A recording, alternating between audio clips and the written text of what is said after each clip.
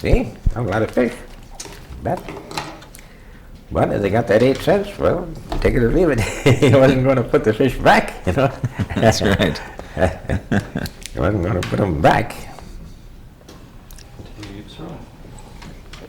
And then the other subject was the whitefish. You know, in the lake there's trout and whitefish.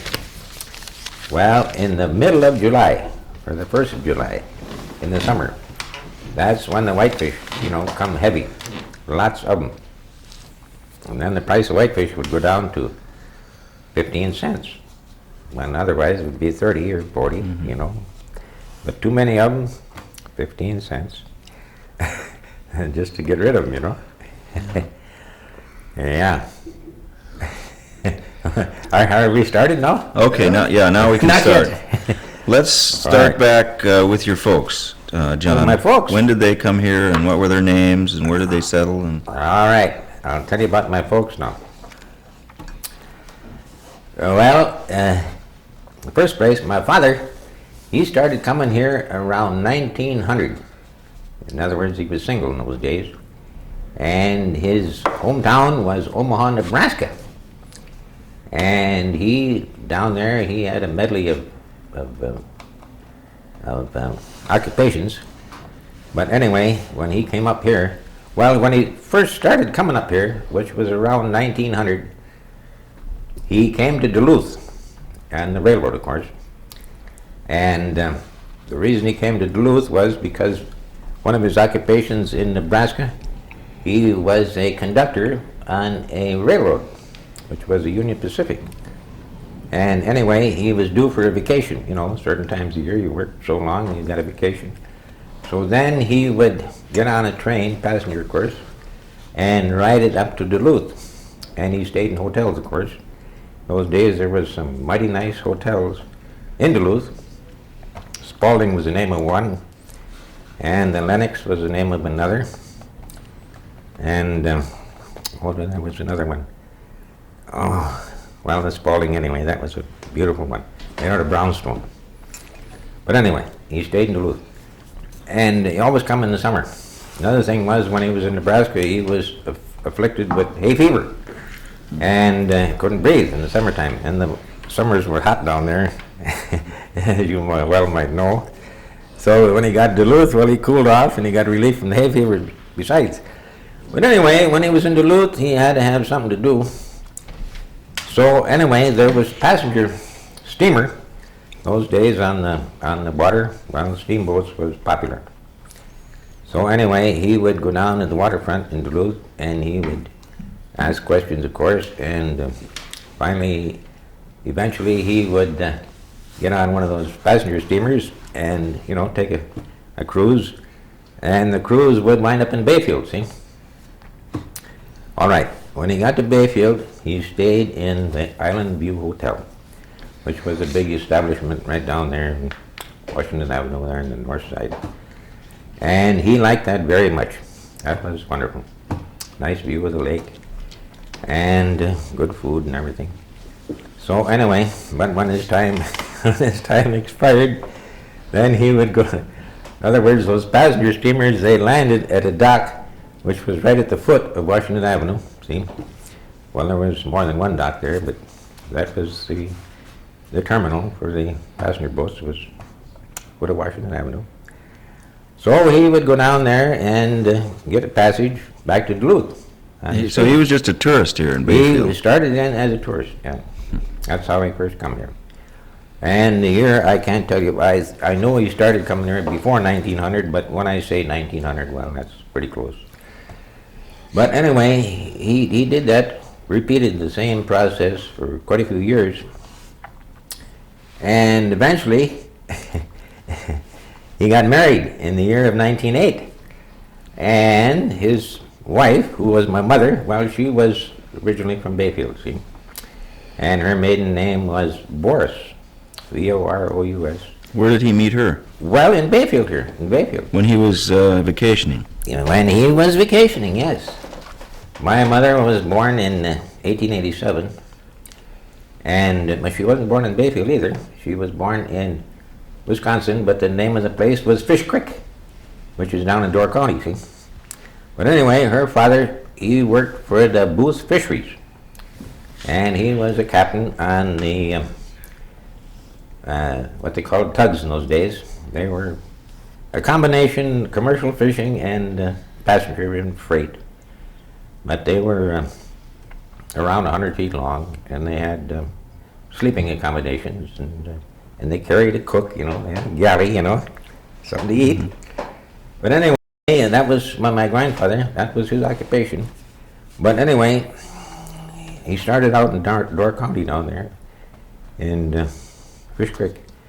But he had to go where the company sent him. So anyway, before 1900, he wound up in Duluth, I know that.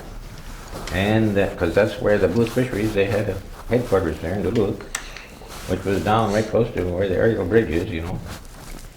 And but anyway, it was, I think it was around 1904, when I heard, you know, was told that he came down to Bayfield. See, my grandfather. So anyway, when he came to Bayfield, my grandfather only had 2 children. One was my mother, and the other one was a boy, and his name was Dale Boris. And anyway, on this boat that the grandfather operated, well, Dale Boris, he was the fireman. See? They had a captain, an engineer, and a fireman. And anyway, I'll tell you where they lived in Bayfield. House is still standing. They lived in that house. I think it belongs to Jerry Phillips now, but it's on Rittenhouse Avenue on the north side, where the attorney lives now. What's his name, the attorney? Bussy. Bussy, yes. Well, that's where they lived. That was a duplex, right? It was a duplex, yes. Yes, it was. Yes, it was a duplex. So anyway, that is where my grandfolks lived. And my mother, she was employed in Bayfield at that time, and she was a librarian. I know that. But anyway, they got married in 1908. And then they lived here for a while. But then my father, he still had a lot of connections in Omaha. So they went down there. And I don't know just when. Probably the same year they got married, I guess. And they lived in Omaha until 1910. I know that well. And then they come back up here. And they had this house built that I'm living in now. That was built in 1910. Where is that? Well, it's Over 2 blocks, see it from the window. 1.5 blocks over that way. on 4th Street. So you've lived in that house your whole life? Yes, I was born in that house. Yeah. That house is worth a trip, John. Yeah. So, you got another question? Yeah. You ought to ask me another question so I can get on it. Well, I'm just subject. tracking it here. So they came back Yes, to they come Bayfield, back. They and started- what did he do and what did she do? Well, all right. Now my father, see, if you want to, my father, of course. What was his name again? My father's first name was Otto. Otto. And anyway, And your mother? my mother's first name was Elna. Elna. And what were their nationalities? Well, my father, he was German, and my mother was Dutch. Dutch Boris. In other words, their original name, her last name was Van Boris, which sounds pretty Right. Dutchy, you know. But after a while, they dropped the Van, and they just called it Boris. Boris. But that was the original name. And, oh yes, now you're talking about my father. All right, the father. Well, We gotta take a break. Oh, take time to take a break? Well, that's Well, he's fine and dandy. Fine and dandy. Oh, you wanna go on Turn that? that one Well, around though, because I then I'll save it. chipped the paint on it. first of all, we gotta get rid of this. Okay. You're gonna start now? Yeah, so we're back to, so your folks were German and Dutch, That's right. which made you kind of a minority in this Scandinavian I'm kind of community. a half-breed. And they came back here from Omaha in 1910. Now, what'd they do? All right, what did they do? Well, my father, when between 1908 and 1910, when he went to Omaha, he liquidated his assets, we'll put it that way. But anyway, one of his projects down there, but sad to say that, of course, this all happened before I was born.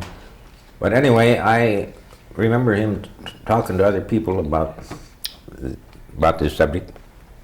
So that's what I'm going by. But anyway, one of his principal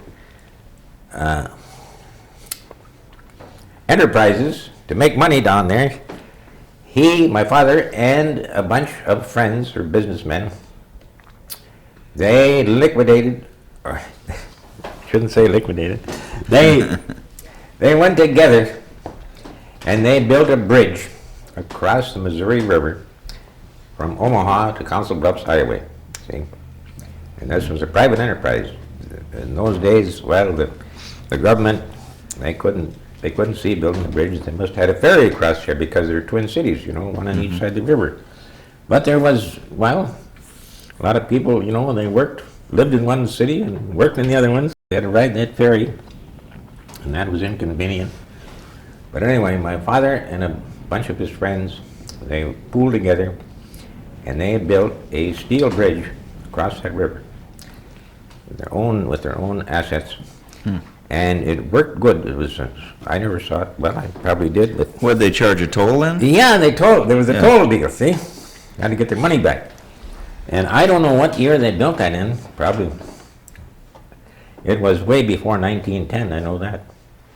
But anyway, it worked good. And anyway, it worked so good that they got the streetcar business going, and the bridge was strong enough to support a streetcar, so they didn't own the streetcar company, but that was another private enterprise. But anyway, the streetcar, they would pay them, a franchise to use the bridge, communications. That was a real good going thing. But anyway, when my father settled up here permanently, he sold out his interest in the bridge. And then I don't know how much he had, but he had pocketful, So you had a little grub stake. Had a little grub stake, so he come up here. And after he got here, he didn't work anymore. See, he retired. Yeah. But anyway, he was fairly old. How old was he by the time he showed up here? When he died, he was 84, and he died in the year of 1944. So anyway, he was So in 14... in the 40s when he came up here, see? So in 14, he would have been 54. Yeah, that's what he was. So when he came back here, he was in his early 50s. That's right. That's right. So he was quite a bit older than your mother then. Oh, yes, he was a lot older than my mother. Yes, he was. Now, when were you born, John? I was born in 1914, in December, see? In other words, it was pretty near 1915, but I was born in 1914. And anyway, I had 2 brothers and 2 sisters. I got a brother and a sister that's older than I am, and a brother and a sister that's younger than I am. I was in the middle, see? 5 children. And anyway... All born in Bayfield? All born in Bayfield, yes. Yes. So anyway, growed up in Bayfield. And the first thing I remember is going to school. And in them days, of course, I went to the public school. There was 2 schools, the parochial and the public. But I went to the public school, and there was a schoolhouse right on the corner of Rittenhouse and 6th Street, right where the Baptist church is now. There was a school. And that's where I started. And anyway, there was 4 classrooms in that school. In other words, the name of that school, they had to have a name for every school, and they called that Low School. Low. And anyway, it was 4 classrooms. And one was for kindergarten. That's where you started, in kindergarten. And then it went up to the 3rd grade. But anyway, the finances. Still got financial troubles here in Bayfield. But anyway, every so often, they'd have to cut down the budget, so they would cut out the kindergarten. They wouldn't have no kindergartens. In other words, you didn't have to pay the teacher, kindergarten teacher. In those days, when you went to school, there was only 1 teacher to the class. No assistants, no helpers, like there is now. 1 teacher, that was all. So anyway, when I started the school, they had cut out the kindergarten. So I didn't get to go to kindergarten, but I can remember people talking about it, and maybe some of my brothers went to the kindergarten, but the year I started, which was must have been 1922. There was no kindergarten. Well, anyway, I went, and the school was a nice looking building. It was 2-story, and it occupied a quarter of the whole block, and they had a wooden fence all around the grounds. Board fence it was, and it was 6 feet high, because we wasn't 6 feet tall in those days, but we couldn't see over the fence when we got in the grounds, and that used to bug me because, sometimes you'd hear a clanking or something go up down Rittenhouse there, and you wondered what was coming or going down the avenue, and you couldn't see it because the boards were right tight together. There was no cracks between them, and the boards were right down on the ground.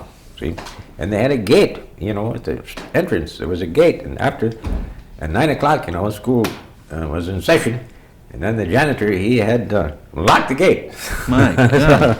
So you couldn't get out or in. He was confined to the school ground. See, I remember that well. And this fence was painted red. It was a red fence. Yeah. Well, anyway, we went in the classroom, and in the first grade. The other day I could remember the first grade teacher's name, but now I. Oh yeah, the first grade teacher, her last name was Garner. Remember that? And the second grade teacher, name was Vivian Cowie, and the third grade teacher's name was Jessie White. I can still remember them. So in other words, I went all 3 years to school in that low school, and What happened to that school? well, I can tell you what happened to it. It was about 1926. In other words, from the 4th grade, which was in the school where they got it now, 3rd Street here. Well, that's about 26. I went up there to the 4th grade. But it was soon after that, either in 26 or 27, along in there.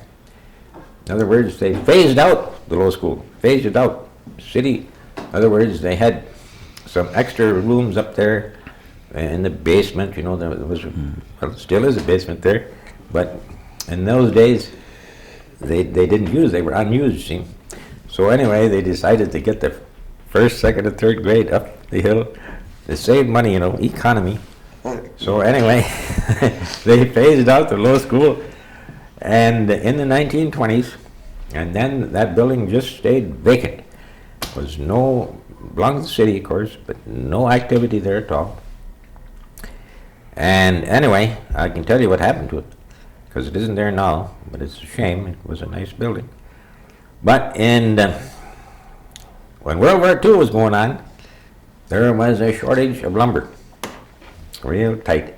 And in those days, well, people needed lumber for construction.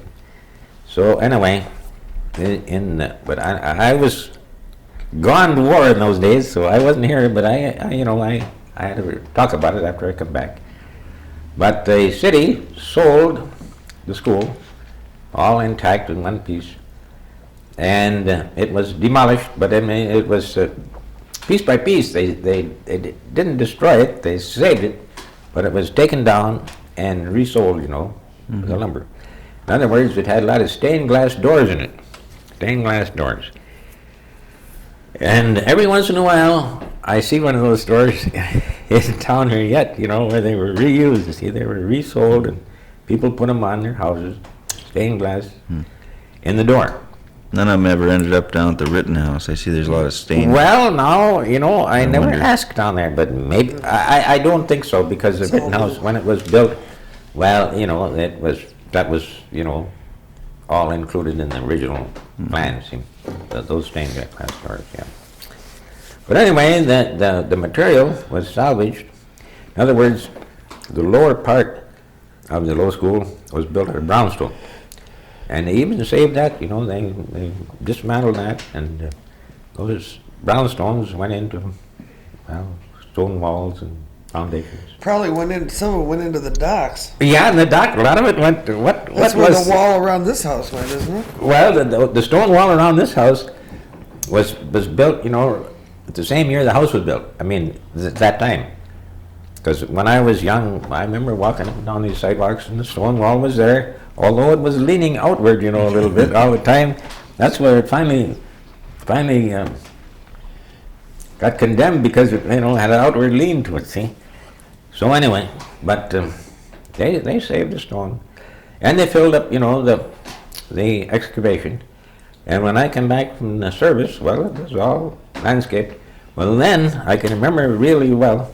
I read the weekly issue of the Bayfield Press in the 1940s, about 1946 and 47, and the lots, you know, along the city, and the city was selling them, see? And the minimum price, in other words, a kind of a bidding affair, but I remember that, you know, the price was $500 a lot, you know, and no less. You couldn't get it for $400. If you wanted it, $500, or else don't talk, you know. But, and I remember those lots that they sold pretty readily at that time, and some of the residents on Madeline Island, and Crone, there was a Crone, he bought quite a few, see. Crone was in the construction business, and he was kind of optimistic, so I know he bought a few. I think the ones that the Baptist church is on, I think he bought those, and then he sold them to the Baptists. But anyway, $500 a lot. That was it. But what was your last question now?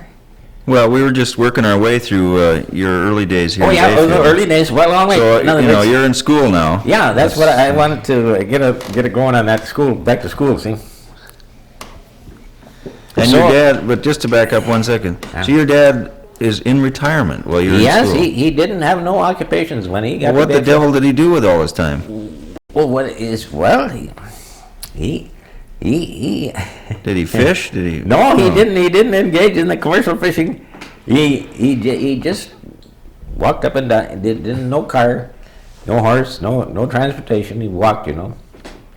And well, he did do some sport fishing, you know, sport fishing in the summer. Didn't do no ice fishing. He was allergic to the cold. He didn't do no ice fishing. He lived in Bayfield and was allergic to the cold.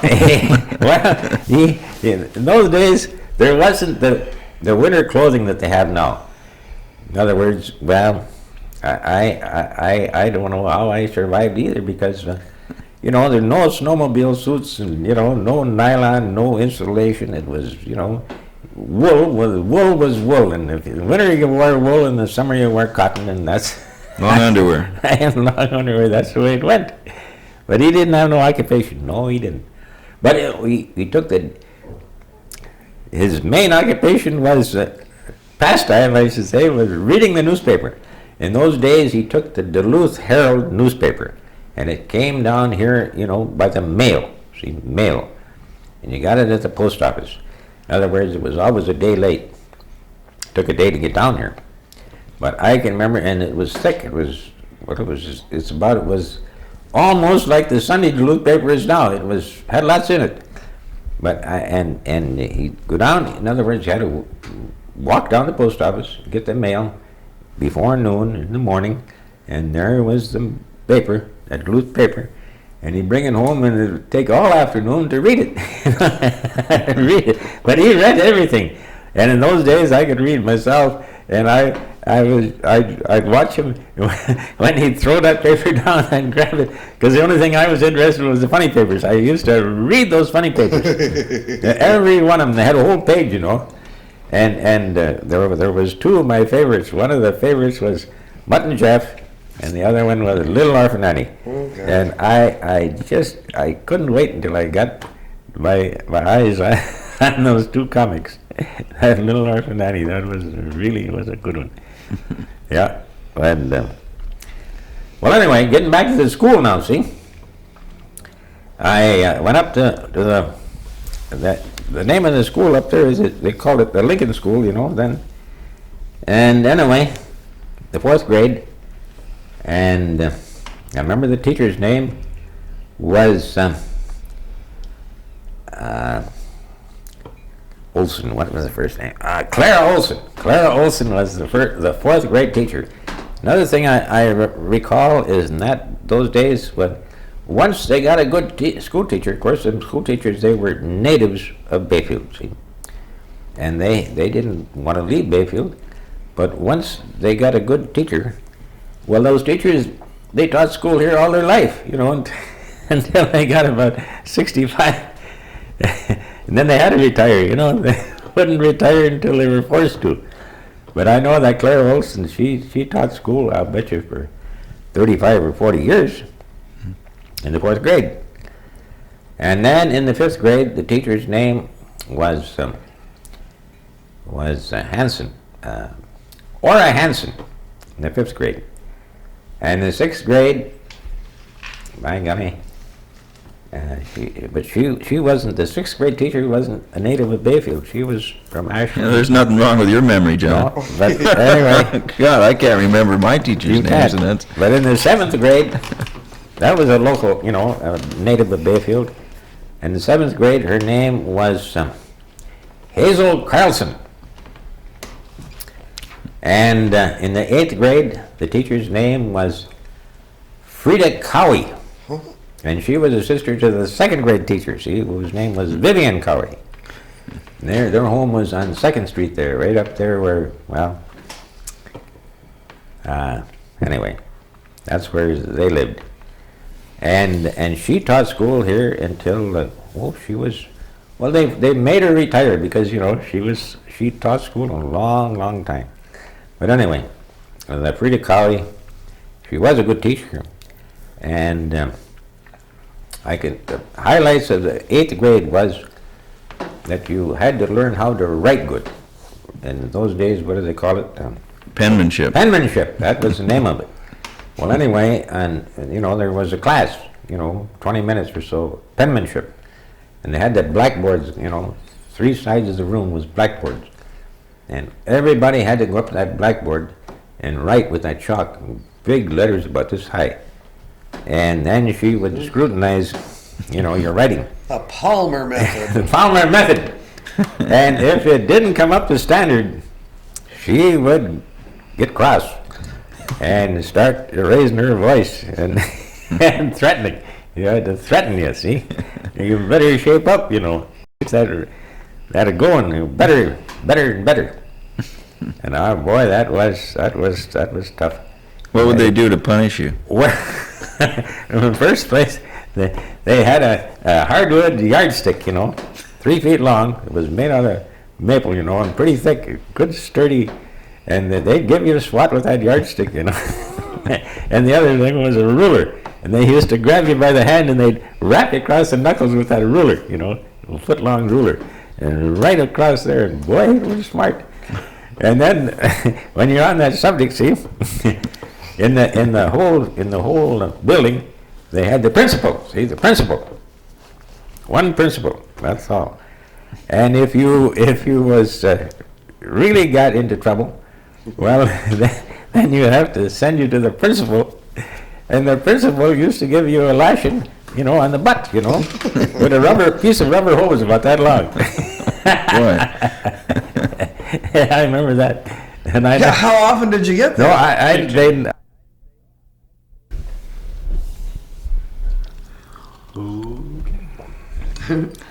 John, were there I assume you kept going to school with the same people, year after year. Oh yes. The ones that were in your class, or which ones are still around here that you keep up with? Well, in my class, Yeah. directly. No, by golly, no, that is a hard question. Right offhand, in the class I was in, there is, well, no. I would say that I am really the only one around here who was in that class. You are? Yes, most of them, they expired. Mm-hmm. But You're not that old, are you? Well,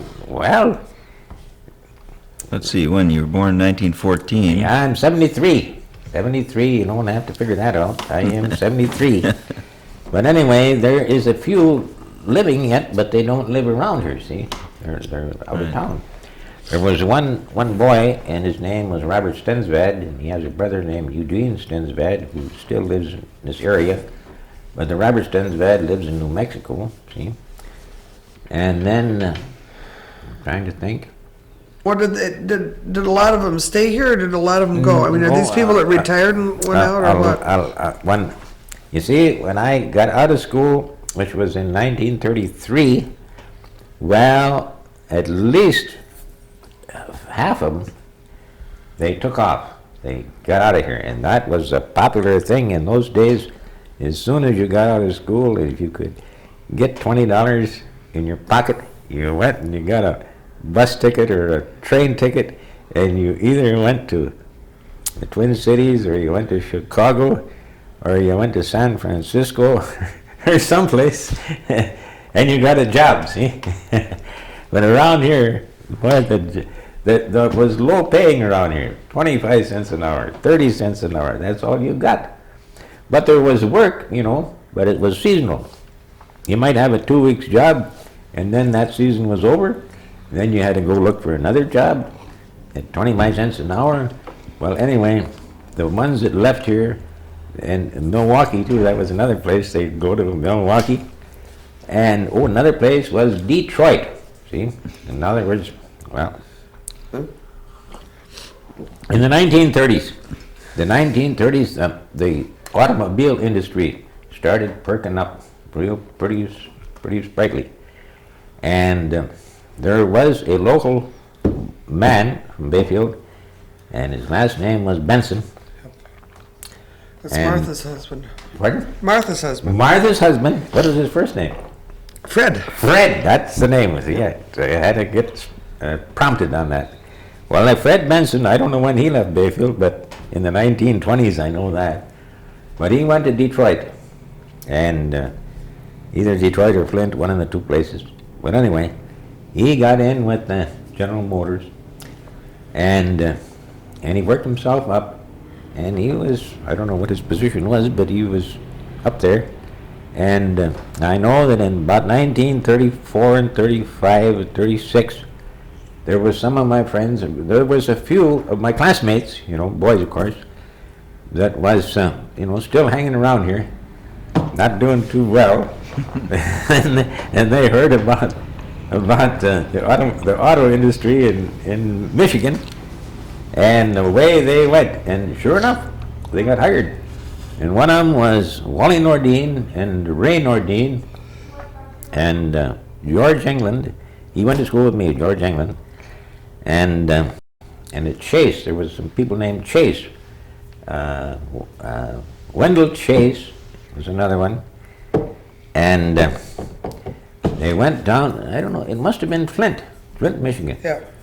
And they went down there and they got a job with the General Motors or Fisher Body, I believe that's what they called it, wasn't it? Fisher Body? Fisher Body. But anyway, that was what the bodies went on, the Chevrolets and the... Well, why didn't you go with them? Well, all right. I heard about it, you know, and I was, well, I could have, you know. Or you were tempted? I was tempted, but then again, I hesitated. I don't know what made me hesitate, but I hesitated, and I didn't make it down there. So what'd you do instead? Well, I stayed here. But anyway, by that time, and I'm telling you, the more I think about it, the longer I lived here, the better I liked it around here. I just simply got, there was, you know, the four seasons, you know, there was the spring and the summer and the fall and the winter, and I never used to get mad at the winter.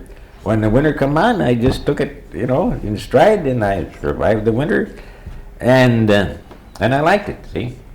Another thing was... What was your first job out of high school? Well, the first job out of high school... well, it was like I said before, it wasn't only one job, it was a good many, a dozen. But the first job, in other words, when the school let out, was, generally speaking, about the 1st of June. But anyway, it wasn't long after the 1st of June, and the berry season came on, see? And in those days, they raised oodles and oodles of strawberries around here, and oodles of raspberries also. So there was no problem to get a job picking berries. You didn't have to ask twice. You could get a job picking berries anytime. But anyway, that was piecework, you know.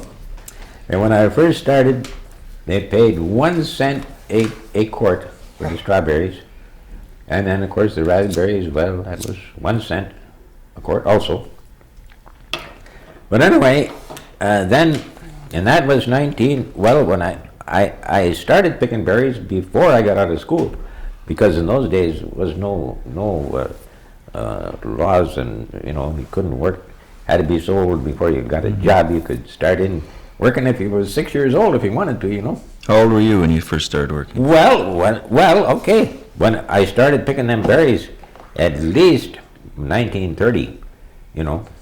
That was 3 years before I got out of school. I got out of school in 1933. But anyway, it was, you know, spending money, see, earn your money. And another thing was, in those days, well, it was in the 1920s. The first thing you wanted was a bicycle, see, a bicycle.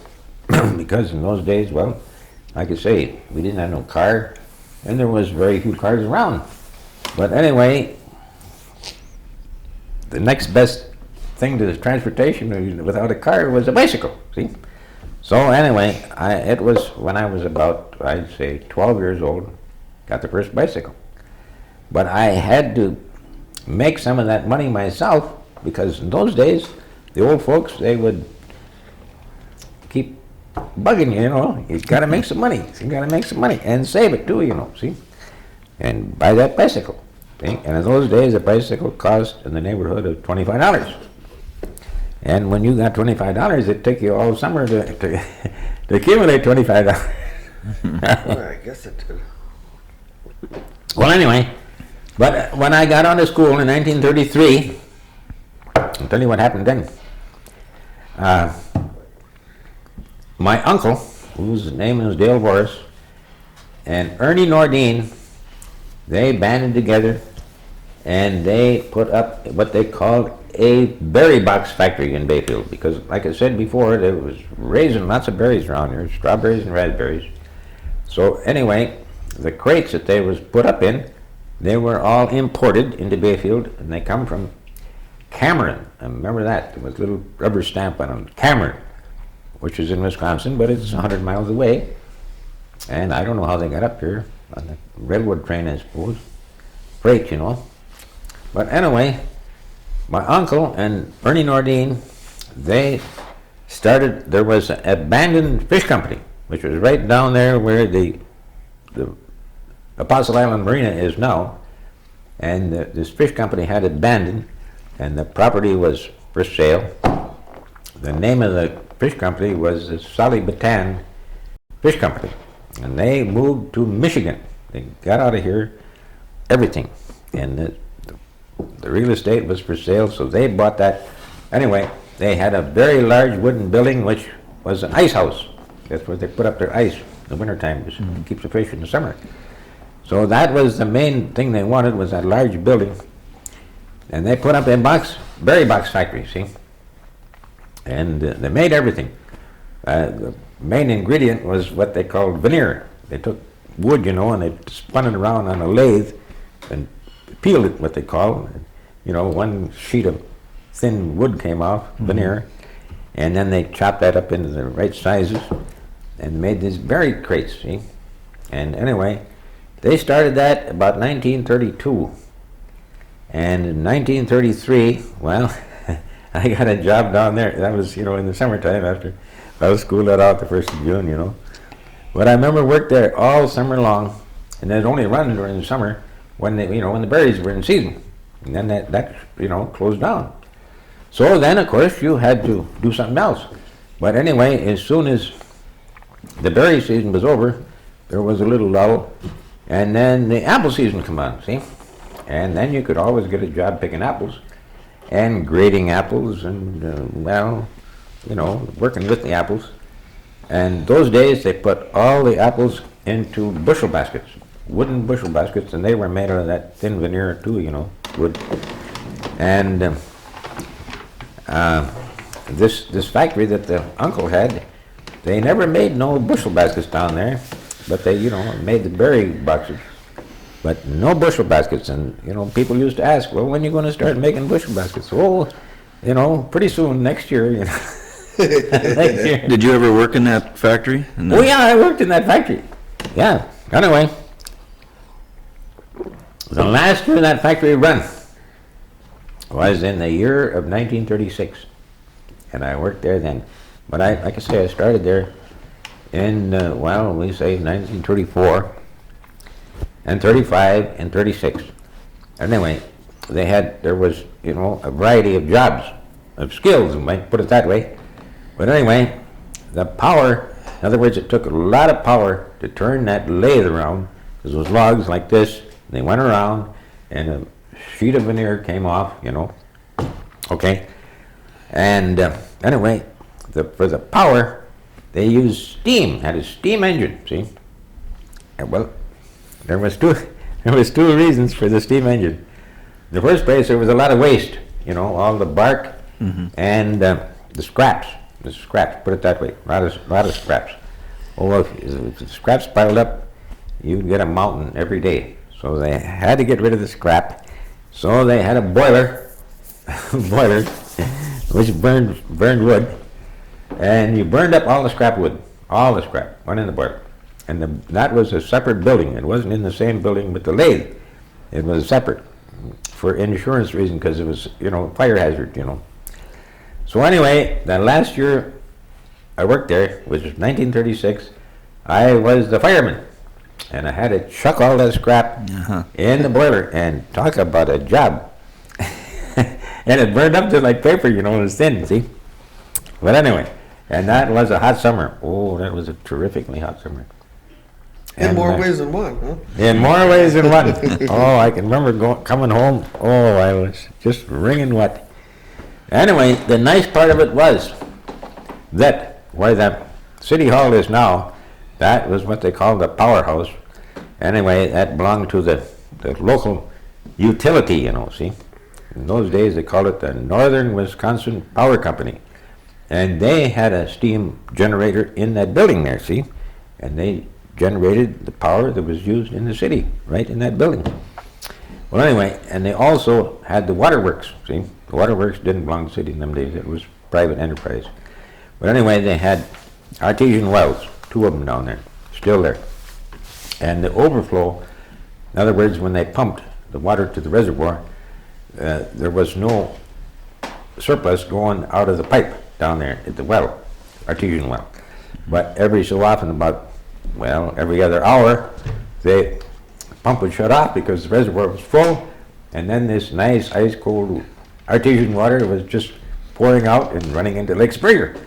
So I'd run over there and get a bucket full of that ice. It was just like ice water,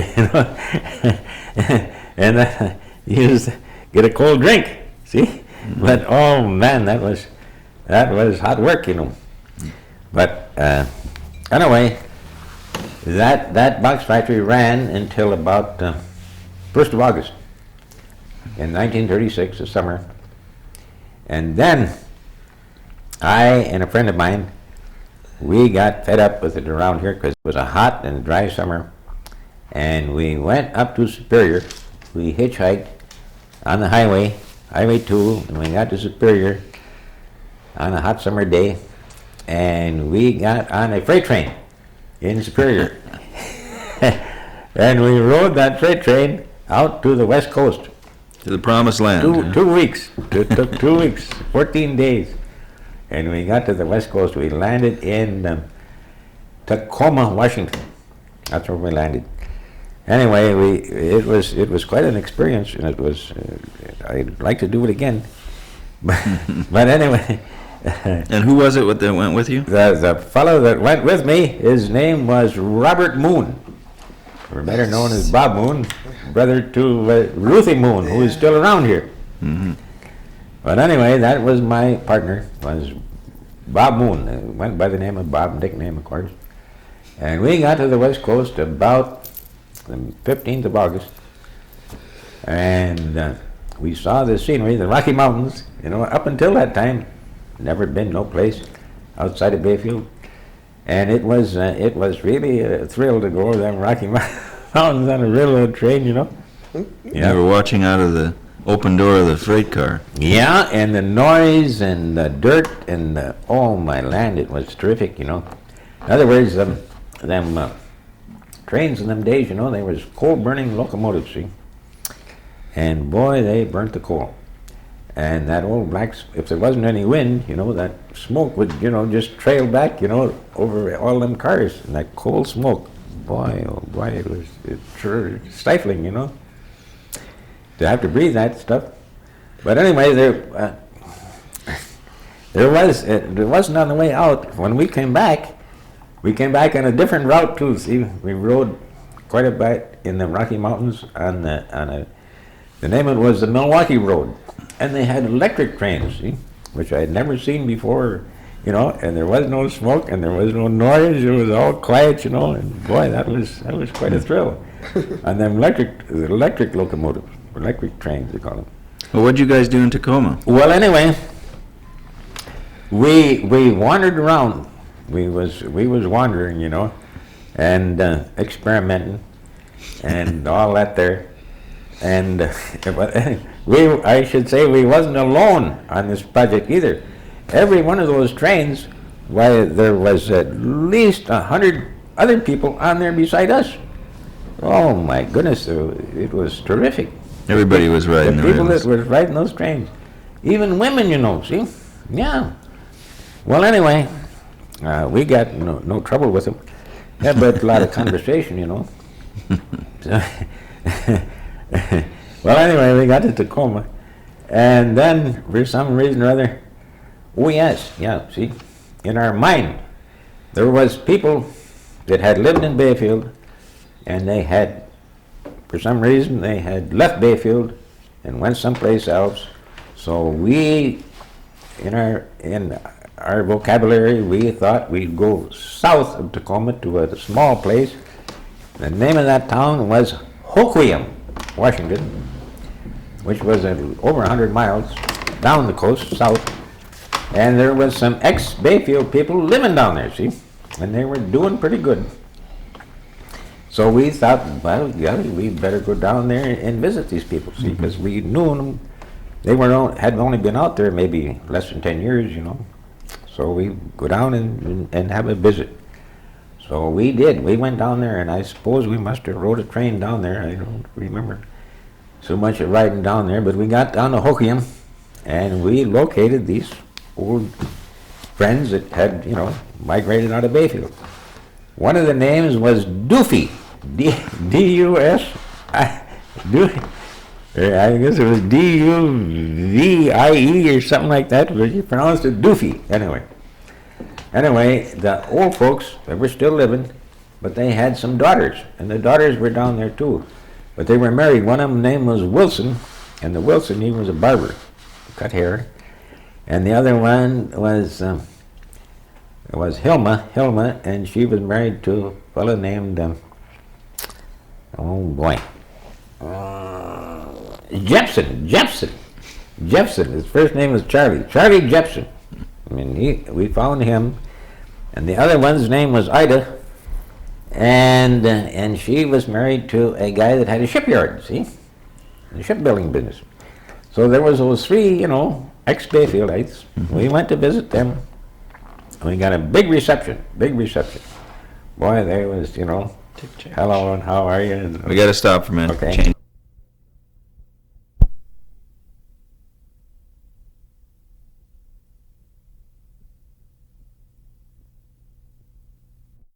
Oh, I think I got to turn a little bit because, you know, when the sun hits my eyes, then I get a little itching sometimes, and then you start rubbing them and so forth.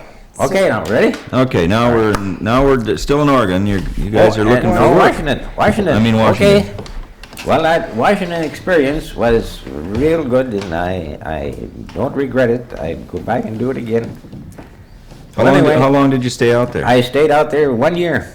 Oh, you did? Yeah, Did you work in the shipyard? No, I didn't work. Like I say, there was a variety of occupations out there.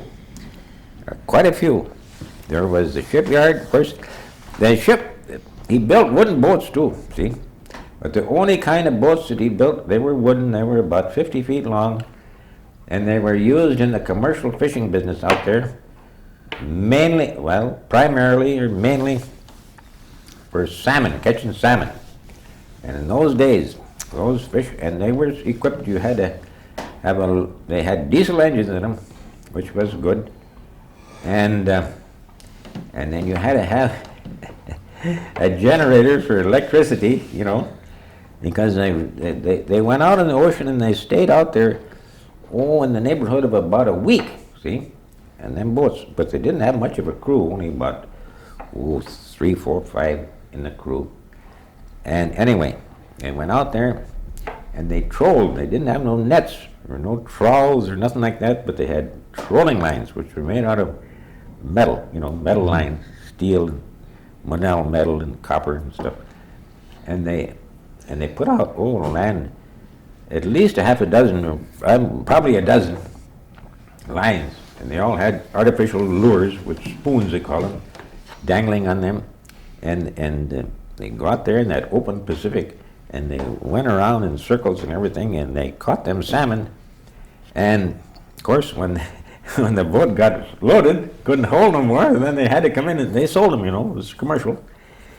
But anyway, if the fishing was poor, well, they stayed out until the fuel ran low, you know. And then they'd come in, of course, had to come in and refuel and sell the fish, of course. But that's what the commercial fishing amounted to. Well, I had a lot of experience in commercial fishing by that time, but I didn't get on there. But anyway, what I did get on was the logging industry. See, the logging, there was lots of logging going on there when I was there. In other words, right in the cities there, they had 3 plywood mills where they made plywood, and they run 24 hours a day. And there was 9 lumber mills, sawed lumber, 9. And then there was a paper mill there besides, see? Okay. Well, anyway, they also had employment offices there, right downtown, you know, little cubby hole. And you went in there, and there would be, you know, jobs listed in there, see? What was going on. So anyway, I went into there, and sure enough, there was job openings in the logging camps. Well, around here, see, when I put in my days around Bayfield, when I got out of school, the logging camps around here were kaput, nothing. They went out of business. So, but I had heard a lot of, you know, stories. There was lots of stories and pictures and articles about the logging camps that were here, you know, in yesteryears. And it sounded kind of interesting. But out there, the logging camps were still going strong, see? So anyway, when I went in that unemployment office, and they says, yeah, we're looking for laborers in the logging camps. So I says, well, I'm willing. So I got a job in the logging camp. And it was 40-some miles from town, see? But anyway, they had a railroad, their own private railroad, this logging company. So they told me where to go. You go down there, and you get on that train, and they'll take you up to that camp, see? Okay, so I followed the directions, and sure enough, I wound up in the logging camp, see? And, well, anyway. What was your job? Well, the first job, see, I had a medley of jobs too. That's the trouble. In the logging camps, there's a lot of, you know, there isn't just one job, there's lots of them. So anyway, the first job I had was on the section. Because like I say, they had a railroad, 42 miles from town up to that camp. It was up in the foothills of what they call the Olympic Mountains. which is a little mountain range up there on the Olympic Peninsula up toward Tacoma and that way, see. In other words, this city, the name was Hoquiam, which was south, but the logs were coming from the north, see, the north. They had all this area around the city was all logged off already previously, see. But up there in the Olympic Mountains, there was still timber, virgin timber. So that's where I went. And Did Bob Moon also go there? with you? no, well, there you are, see. He wasn't, that didn't appeal to him. So in other words, then we parted. You parted we company. parted company. And the Bob Moon, what happened, he went down into California also, see. I didn't go with. But he went to California yet that summer. And I don't know what happened in California. He didn't last long. But he eventually wound up in Bayfield, see. He came back too. Yeah, that same year. But I stayed out there until the next year. And then I got homesick, and then I come home the next year, 37, see. But anyway, if you hear about them logging, I went up there, and I worked on this section. And anyway, they had 4 men and a foreman, section foreman, who knew all about it. And I didn't know when I started. I didn't know nothing. But soon found out. Well, anyway, had to keep the track, maintain the track.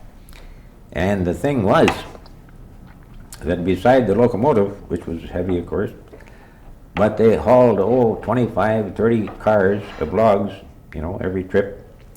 And I'm telling you, those logs was heavy also. See, sometimes they'd only put 3 logs to the car.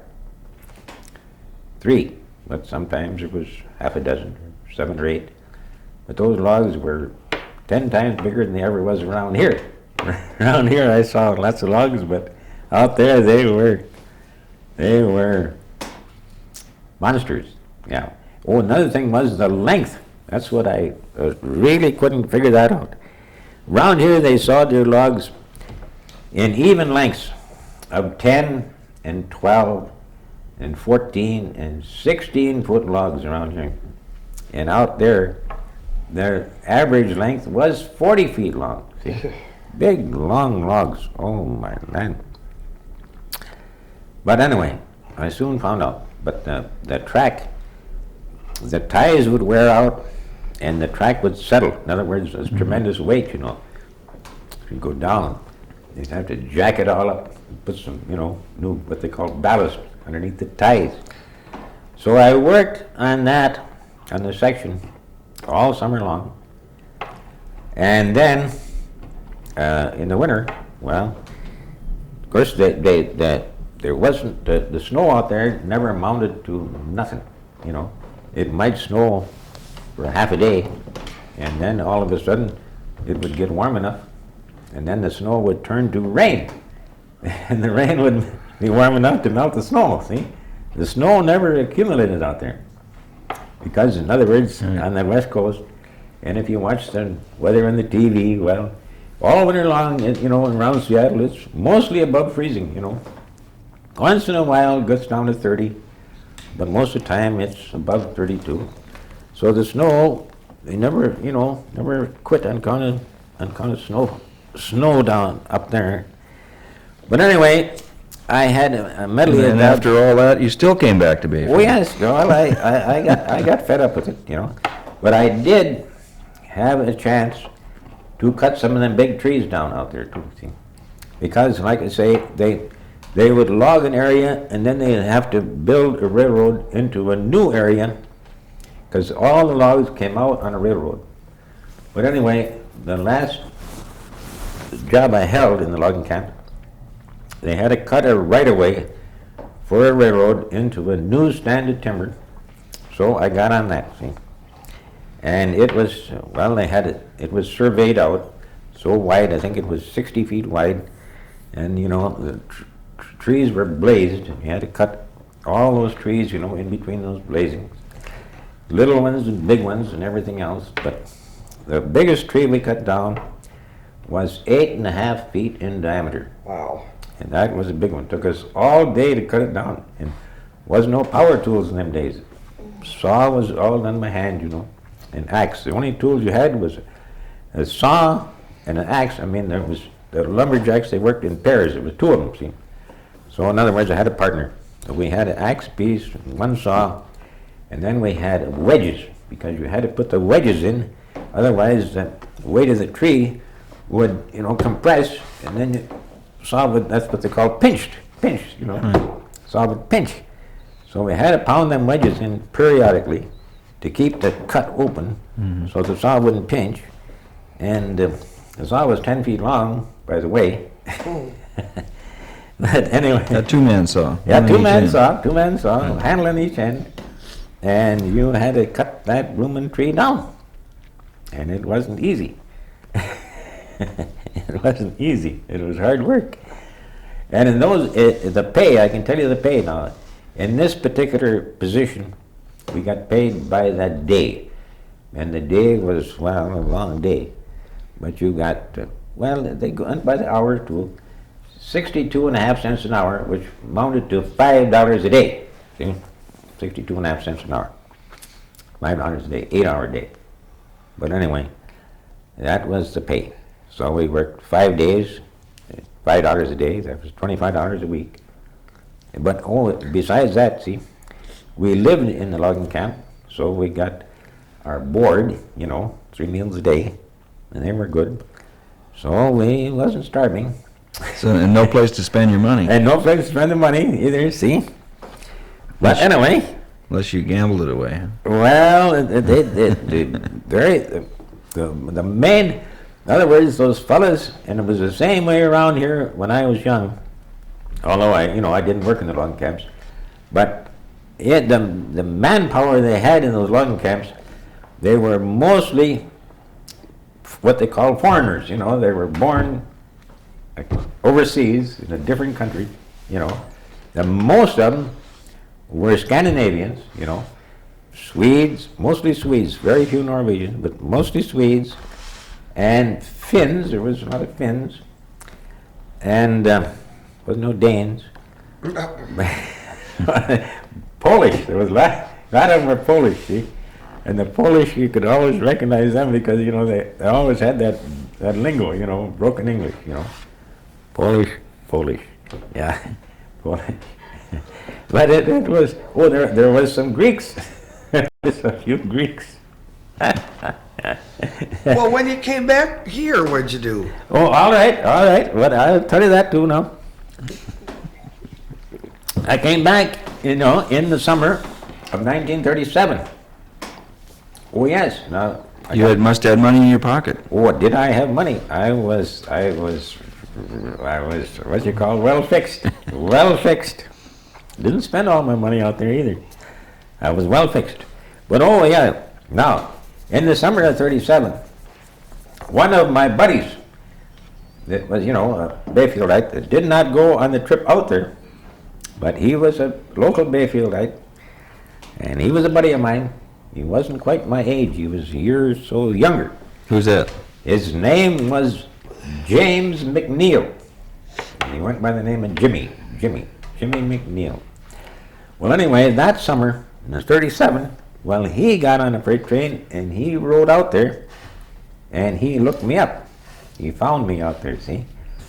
And he was, before I had left out there, well, he was one of my buddies around here. Nice fella, liked him real well. So anyway, he came out. Well, anyway, in the summer of 37, there was still employment, but anyway, we had money in the pocket. And with myself, I was homesick. See, I had left. I hadn't been to Bayfield for a year, and when that Jimmy come out there and he was telling me this and telling me that, and well, I just simply got homesick. And he wasn't too. He didn't. It didn't appeal. The country out there didn't appeal to him too much either. So what do you say we head for Bayfield? I says that's a good idea. So I pulled up all my stakes out there, and him and I, we headed for Bayfield. And we got into Bayfield. It was still in August. We got here. Right, and you rode the freight train. That's when we rode that freight train, and that electric line, that Milwaukee Road, I'll never forget that. It was so nice and smooth, and no bumps and no smoke. So anyway, we got to Bayfield, and other thing was, everybody was so glad to see me, you know. And I put the welcome mat out, and I can remember that. Boy, oh boy, everything was ship-shape. Glad to see me. Well, you finally come back, eh? Yep. Well, all right. And I never ventured out after that either. See, I stayed right here. That was it. No more trips. Yeah. Anyway, I might as well finish up on the Jimmy McNeil. He was my buddy, and he was also, he liked to fish. His pastime was fishing. And he stayed in my cabin out there in Stockton Island. And a real good fisherman. He had more luck and more patience. He had the patience. Boy, he'd stay out there till it got dark, you know. And, we'd all quit 3 o'clock in the afternoon, but he'd stay late. And he caught fish too. But anyway, his weakness was at fishing. And in the year of 1940, he got himself an old Model T Ford that mainly used on the ice, you know, for ice fishing. Transportation, no more walking. Going to ride out to the fishing grounds. He got that Model T Ford, and it would run on the ice, all right. But anyway, he got it in 1939. That's when he got it. And he used it on the ice, but anyway, the ice is unpredictable. Some areas on the ice you could drive a car, in other areas there was too much slush, and the going was just impossible. In other words, it's got to be hard surface. You don't want no water and slushy snow and that stuff. You get stuck. So anyway, the year of 39, he left his car, his Ford, on Manitou Island, and it stayed there all that summer. Nobody molested it, of course, but just parked there, see.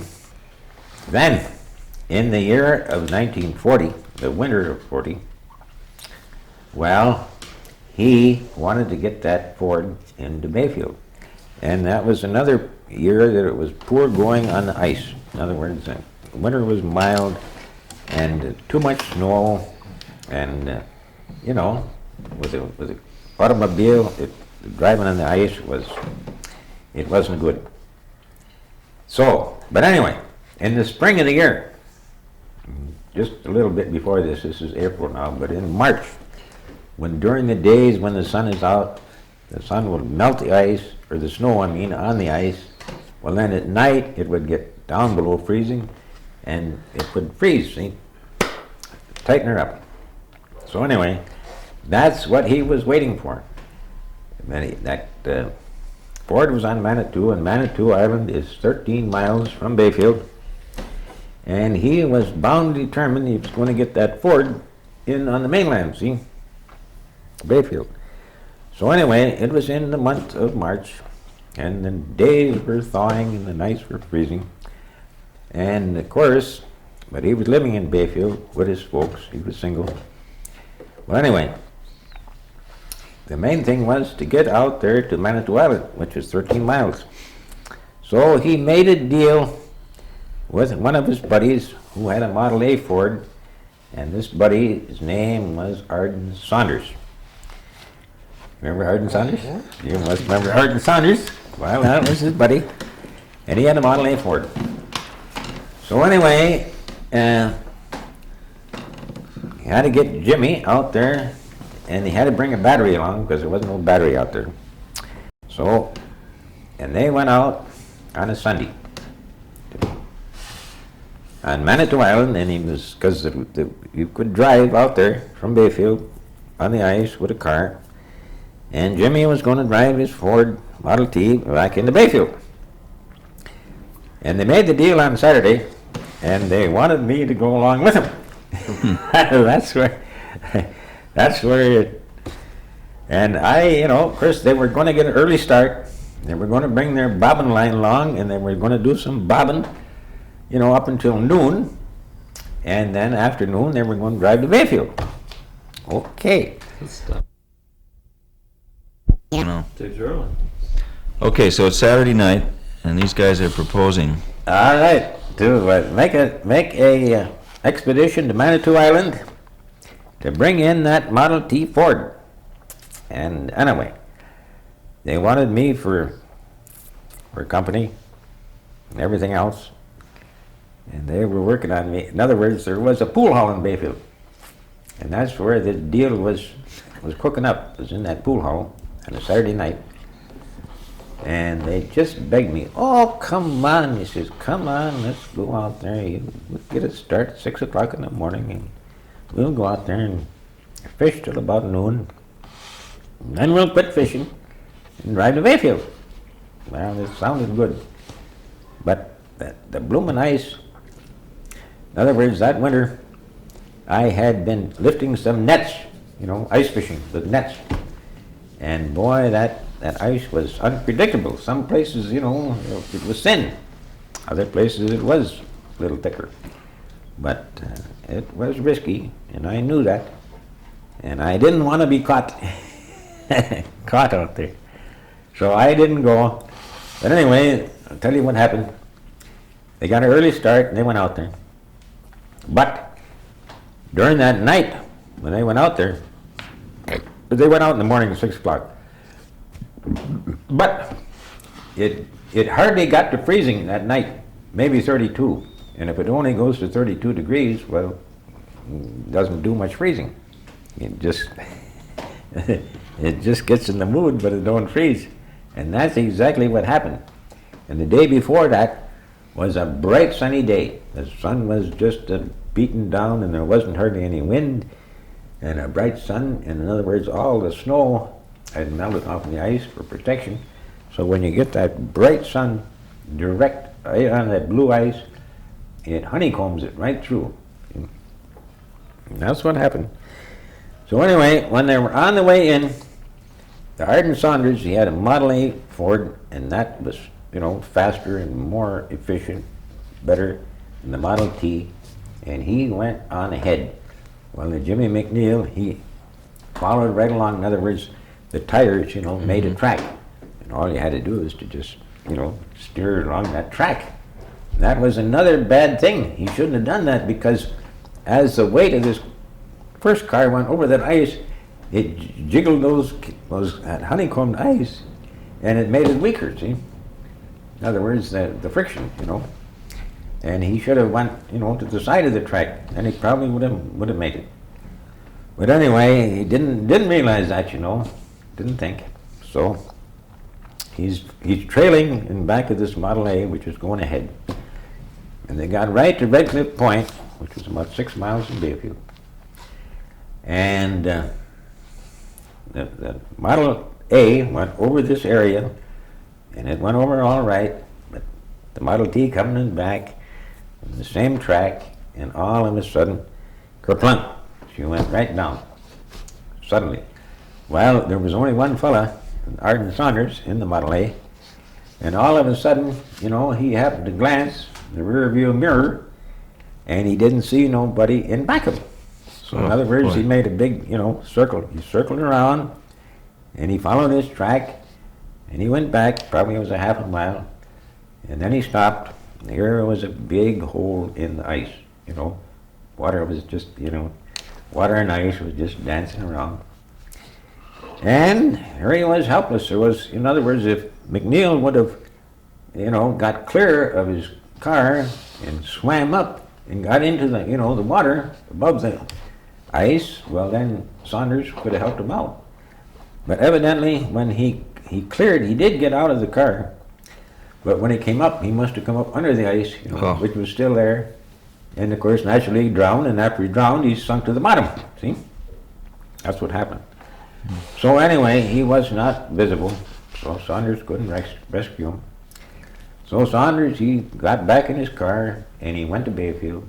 And at that time, there was the Coast Guard, which we still have a remnant of the Coast Guard here, But the Coast Guard was here at that time, all and ready for search and rescue, see? So Saunders, he notified the Coast Guard of the episode that I just talked about. Well, the Coast Guard went out there with their equipment, and what they used was grappling hooks, and they did grapple up the body of Jimmy McNeil, which was drowned on the bottom. And they brought the body in town. But the year, I used to remember exactly the date, but it was all along about the first week in April. Last week in March, first week in April. That's when it happened. But the year was 1940, I know that well. And Well, that must have been tough news for you. well, that was because he was one of my original buddies. You know, he was a nice fella, and he was easygoing. He mild tempered. You know, didn't get mad too easy. But that was the end of him. And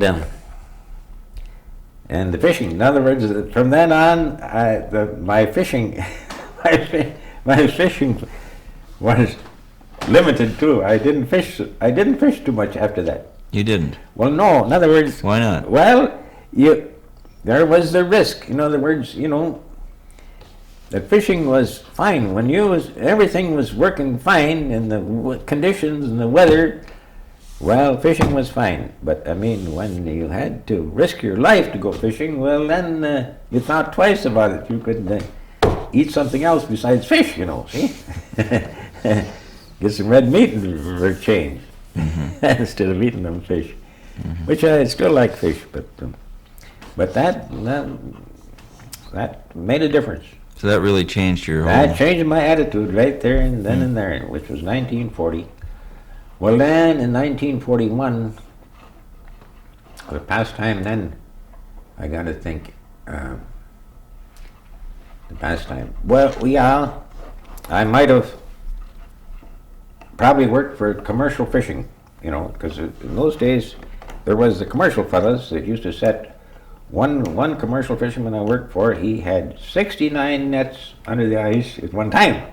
See, but I don't remember if that was the year 41 or not. But I remember I was his hired man, and he had 69 nets down. And holy smoke, that was you had to go out every day, to take care of them, because those nets, even in that icy water, you got to lift them at least every 3 to 4 days. Otherwise, the fish spoil. They're worthless.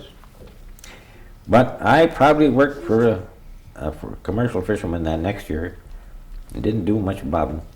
Did you go into the war? Well, yeah, I went in the war in 1942, see? In other words, that winter of 41 was the last winter I was around here for a while. And I went into the service in 1942, and the month was September. But anyway, I got to put this in. The summer of 1942 was an ordinary summer up until the middle of July. But anyway, on the night of the 16th of July in 1942, they had a flood in Bayfield. And it rained for at least 12 hours straight. Just poured down. The rain started in the evening of the 16th. It started about 6 o'clock in the evening, and it never let up until 8 o'clock the next morning of the 17th. And it just poured. Besides this, to make matters worse, we had a thunderstorm, periodically for about 3 days in a row, a pretty good, half an hour thunderstorm previous to that for about 3 days. So the ground was, plenty of moisture in the ground. It wasn't dry at all. But here when we got this 12-hour downpour, there was no place for the water to go anymore, and the quantity, it just, well, it was like a tropical rain, if you ever seen that. What do they call them? Monsoons, where it just sheets of water. That's how it came down.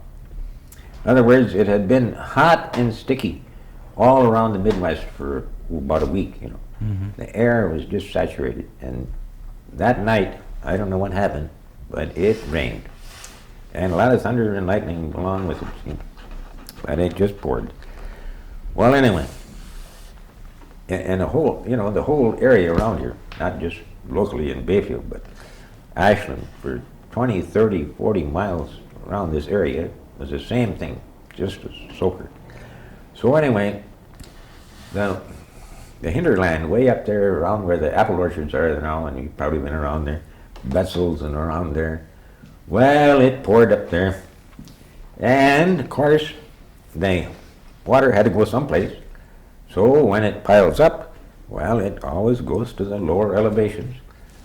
And an awful quantity of it wound up, in what they call the big ravine here, Ravine Park, and well, Ballpark Ravine, because there used to be a ballpark right down just east of here, But that, anyway, the torrent that came down that ravine was unbelievable. Oh my land. It was just 6, 8 feet of water, rushing down that ravine. And rushing water like that, fast moving water, got lots of force. And it took great big rocks, twice as big as this table, got waterborne right in the current. And of course, all them rocks pouring down fast too. And when they'd hit something, go right through it, Where were you at the time? Well, I stayed up. I never got home until 8 o'clock the next morning, that night of that flood. That's what they call the flood. I was downtown, see. And heavens, it rained. And that torrent.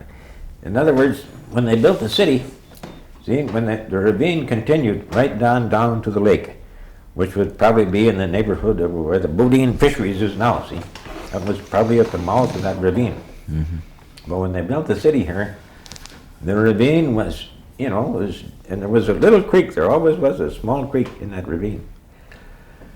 But the ravine and the creek, it was detrimental, to the thoroughfares, the streets, and they had a bridge, or culvert, and so forth. So they had altered the stream, so it went down on the side of Washington Avenue here, see, and emptied into the lake, which is right down there at the foot of Washington Avenue right now, see. That's where it goes in the lake now. But originally it went down, it would hit the lake where the Boudin's Fisheries is. Well, when they had that flood, the quantity was so big. Well, in other words, the water had been diverted, previous to the flood. But the pipe that they used, see, to carry that water down to the foot of Washington Avenue, it wasn't adequate, it wouldn't carry the volume and all them big rocks and everything else. So the pipe that they had, it wasn't long, and it got completely plugged up, period. Nothing would go through it. So then the water had to take its natural course, and it went right over this Washington Avenue, right down here, which we can see from here. Went right over it. And of course, there wasn't any retaining wall, or no, all there was grass inside, And it wasn't long before all this water had cut a swath right through the Washington Avenue, well, at least 20 feet deep, And there it was gushing. So then it followed the course, down the alley to Rittenhouse Avenue, which was right, where the Big Dollar store is now, see. And then it went down the next alley, down to Penny Avenue, but by the time it got there, well, the land had leveled off, it wasn't much pitch. So then, of course, the water, spread out like this. But anyway, it eventually went into the lake, right down where the Boudin's Fisheries is now. And after the flood was over, that slip, it was, on the side of the Boudin Fisheries. And there was quite a few commercial fish boats moored, to the dock there. But the next day after this flood, the fishing boats were still there, but you couldn't move them. And you could walk all around them because that was filled full of, spoils, mud and sand. Yeah. You could walk all around those fish boats and not get your feet wet, see. The fish boats were standing upright, but they couldn't move them. They had to dredge the slip out to get the boats out, see. And the the filling was way out to the, right to the lake level. See, there is pictures. People went around with cameras and took those pictures in 1942. What a mess. In the summer of July the 17th of 1942 was the famous flood in Bayfield. And I was here during that flood, and it certainly was a disaster. Oh, boy. The next day, the people had a long face, there was so much work to do. And the railroad was still... Well, we heard the mayor quit.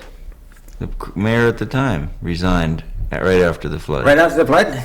Well, That's what Ed Erickson had told us. He told you that? Well, I can't recall that. He couldn't take it. Well, okay, but there was too much to do. I don't blame him if he did quit. I guess he did, but I can't recall that. But it was too much to do. Oh boy! In the first place, the railroad was still going pretty strong then too.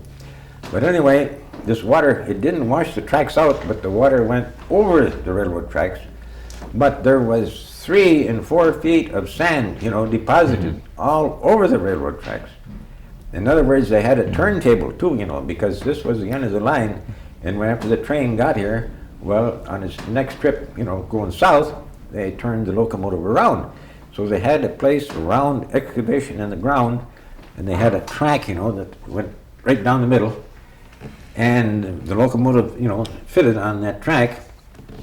But like I say, in the very center of this turntable, there was a pivot there, and they had to do it was hand labor, hand power. There wasn't no mechanical engine on it at all. Anyway, the train crew got off, and here there was a big timber, out on the slant like that, and right opposite that there was another timber, and they pushed against that, and of course, the power that did that, she would pivot right around to a complete 360, and then of course the train would be heading, in the right direction then. See, so that's what they call the turntable. See.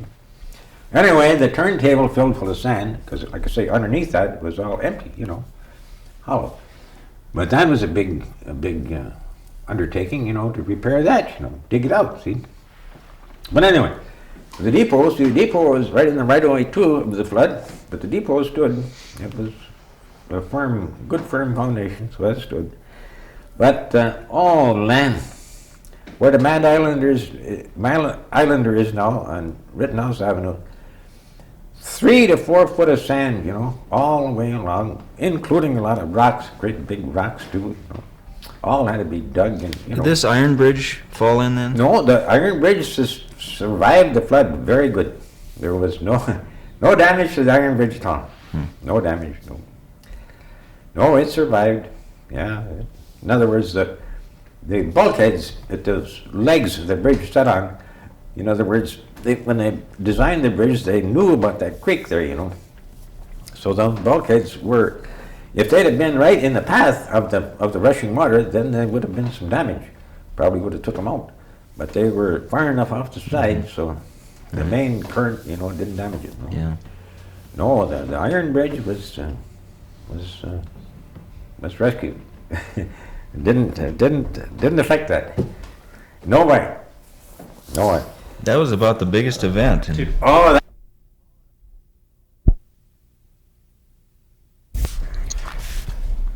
John, let's start with the period after the service. I know you went into the Navy. Oh, okay. And you came back after the war. You survived. You bet. What year did you come back? I came back in December of 1945. And anyway, just before Christmas. And I got discharged in Great Lakes, Illinois, which is down near Evanston, Illinois. Must know that. I got discharged, and the day was the 19th of December. But anyway, it was about the 20th of December, and I decided to go to Bayfield. Well, I wanted to go to Bayfield. I hadn't been to Bayfield for 3 years, I'm getting pretty lonesome. But anyway, that was quite an episode. So I had, the easiest and the best way was to ride the passenger train to Bayfield, see. So from where I got discharged, which was in they call Great Lakes, but right close to Evanston, I rode, there was a commuter train, you know, electric. It went to Milwaukee. And I got on that, only took about an hour, you know. And I got to Milwaukee, fine and dandy. So then I had to go down to the Northwestern Depot in Milwaukee and get on it, because the train that serviced come to Ashland was in Chicago Northwestern. And they had a depot in Milwaukee, and I got there. When I got there, my goodness, it was terrific. There was people, big crowd of people. You couldn't hardly get in the depot in the first place, but outside of the depot, there was people standing, hundreds and hundreds of people. Because all the servicemen were coming. Yeah, well, yeah, there was half of them servicemen, but a lot of civilians too. I'm telling you, because in those during the war years, you know, there was all kinds of people from the north that had got defense jobs, you know, in Milwaukee and Chicago and all over. See, and they were going home, you know, for Christmas. See, because this was only 5 days before Christmas. Well, I couldn't believe it. I looked, you know, where's all these people going? When? Well, anyway, I was there in plenty of time. All of a sudden, the steam locomotive come in there with about 6 passenger cars, coaches, and it stopped. The minute they put the, you know, the outfits down, you know, the little steps down, and the people, they poured onto that train. Of course, I already had a ticket, you know, and I was ready. Well, I thought, man alive. And of course, I wasn't, you know, right close to the train. Because, you know, I wasn't too smart. I should have been right next to the track, but I wasn't. Well, all these people, they swarmed on that train.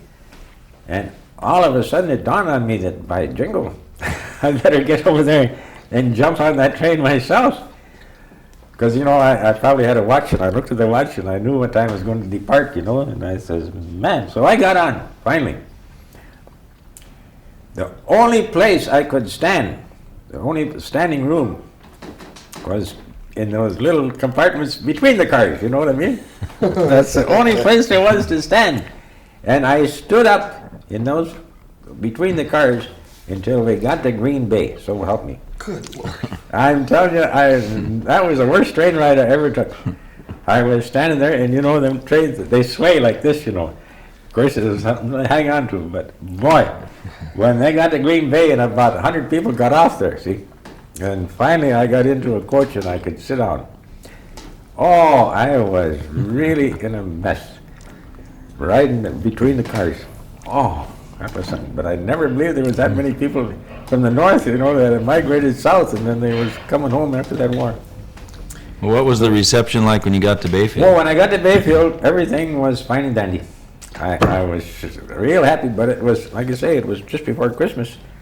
And the weather was pretty cold, you know, down to about 0 and so. But where I had been for a month, not a month, but a year and a half before, previously, I had been in the South Pacific. And down there, you don't need no clothes at all. It's hot.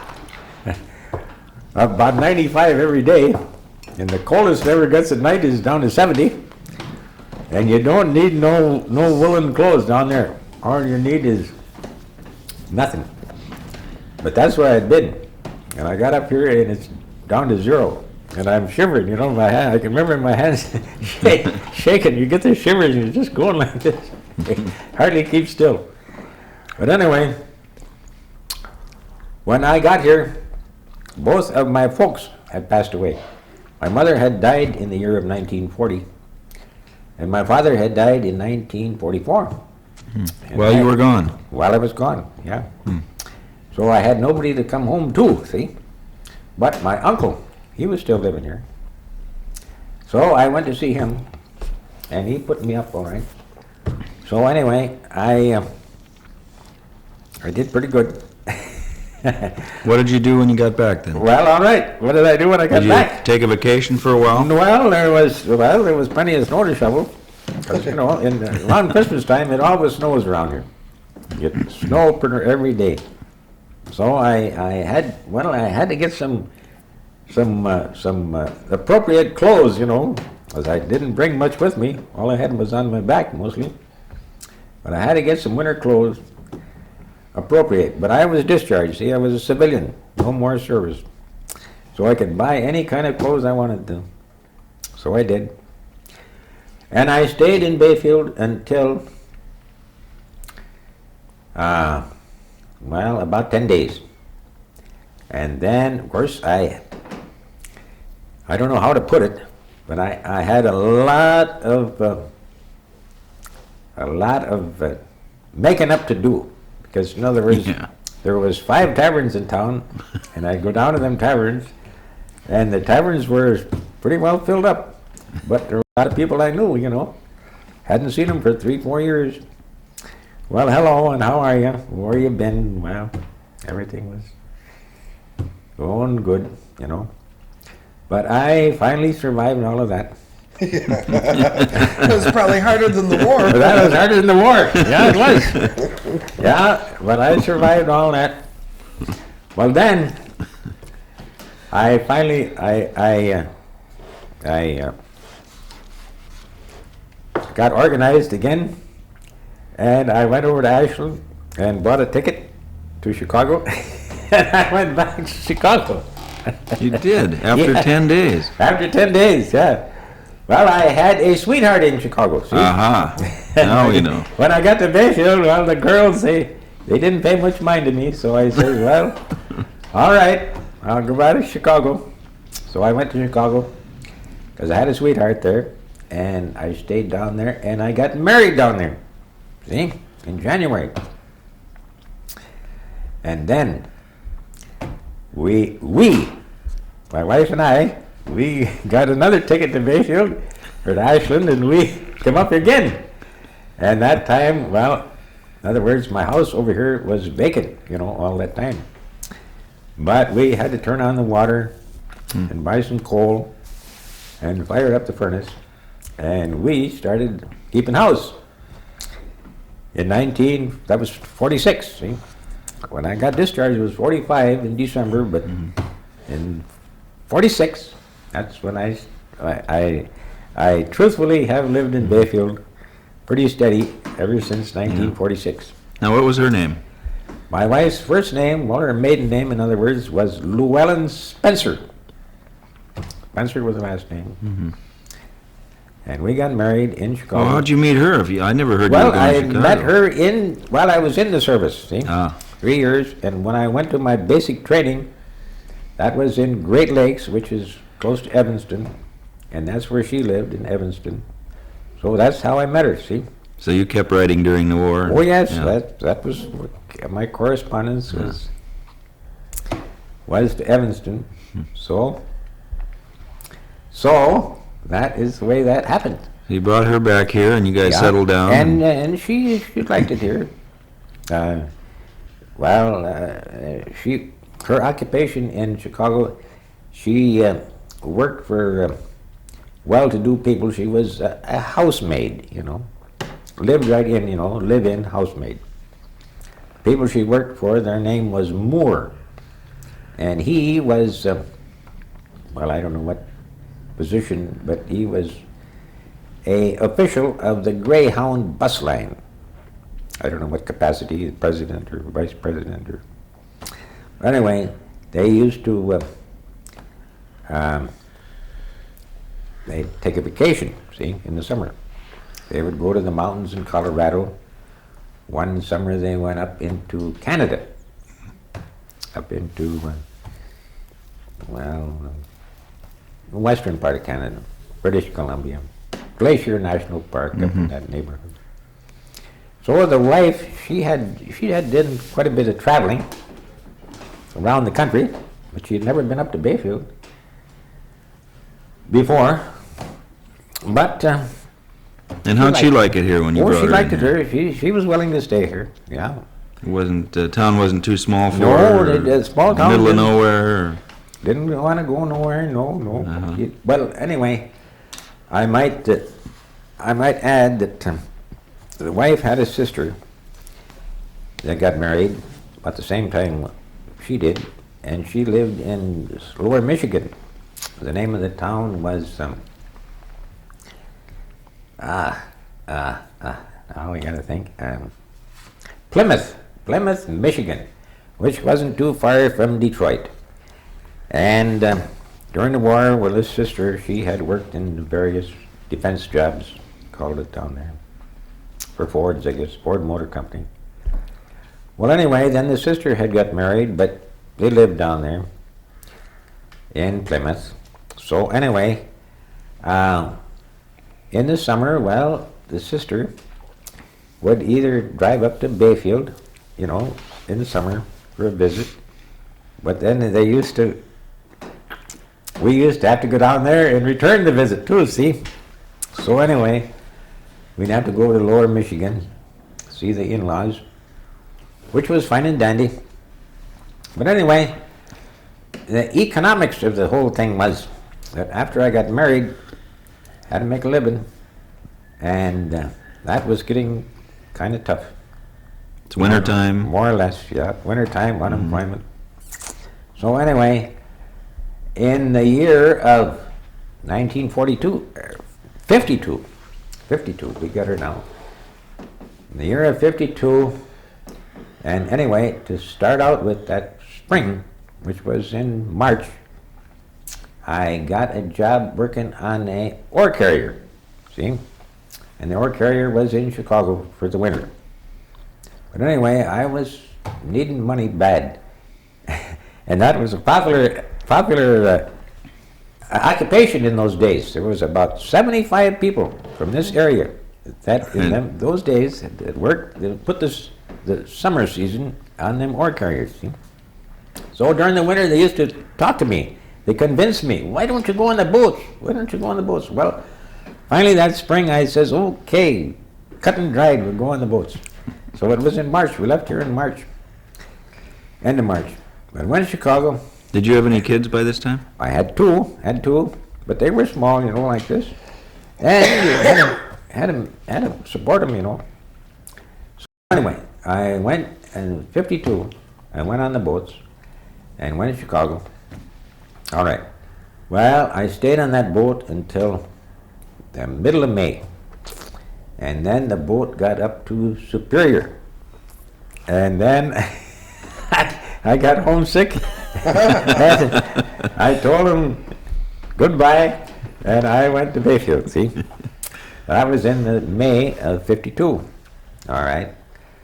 So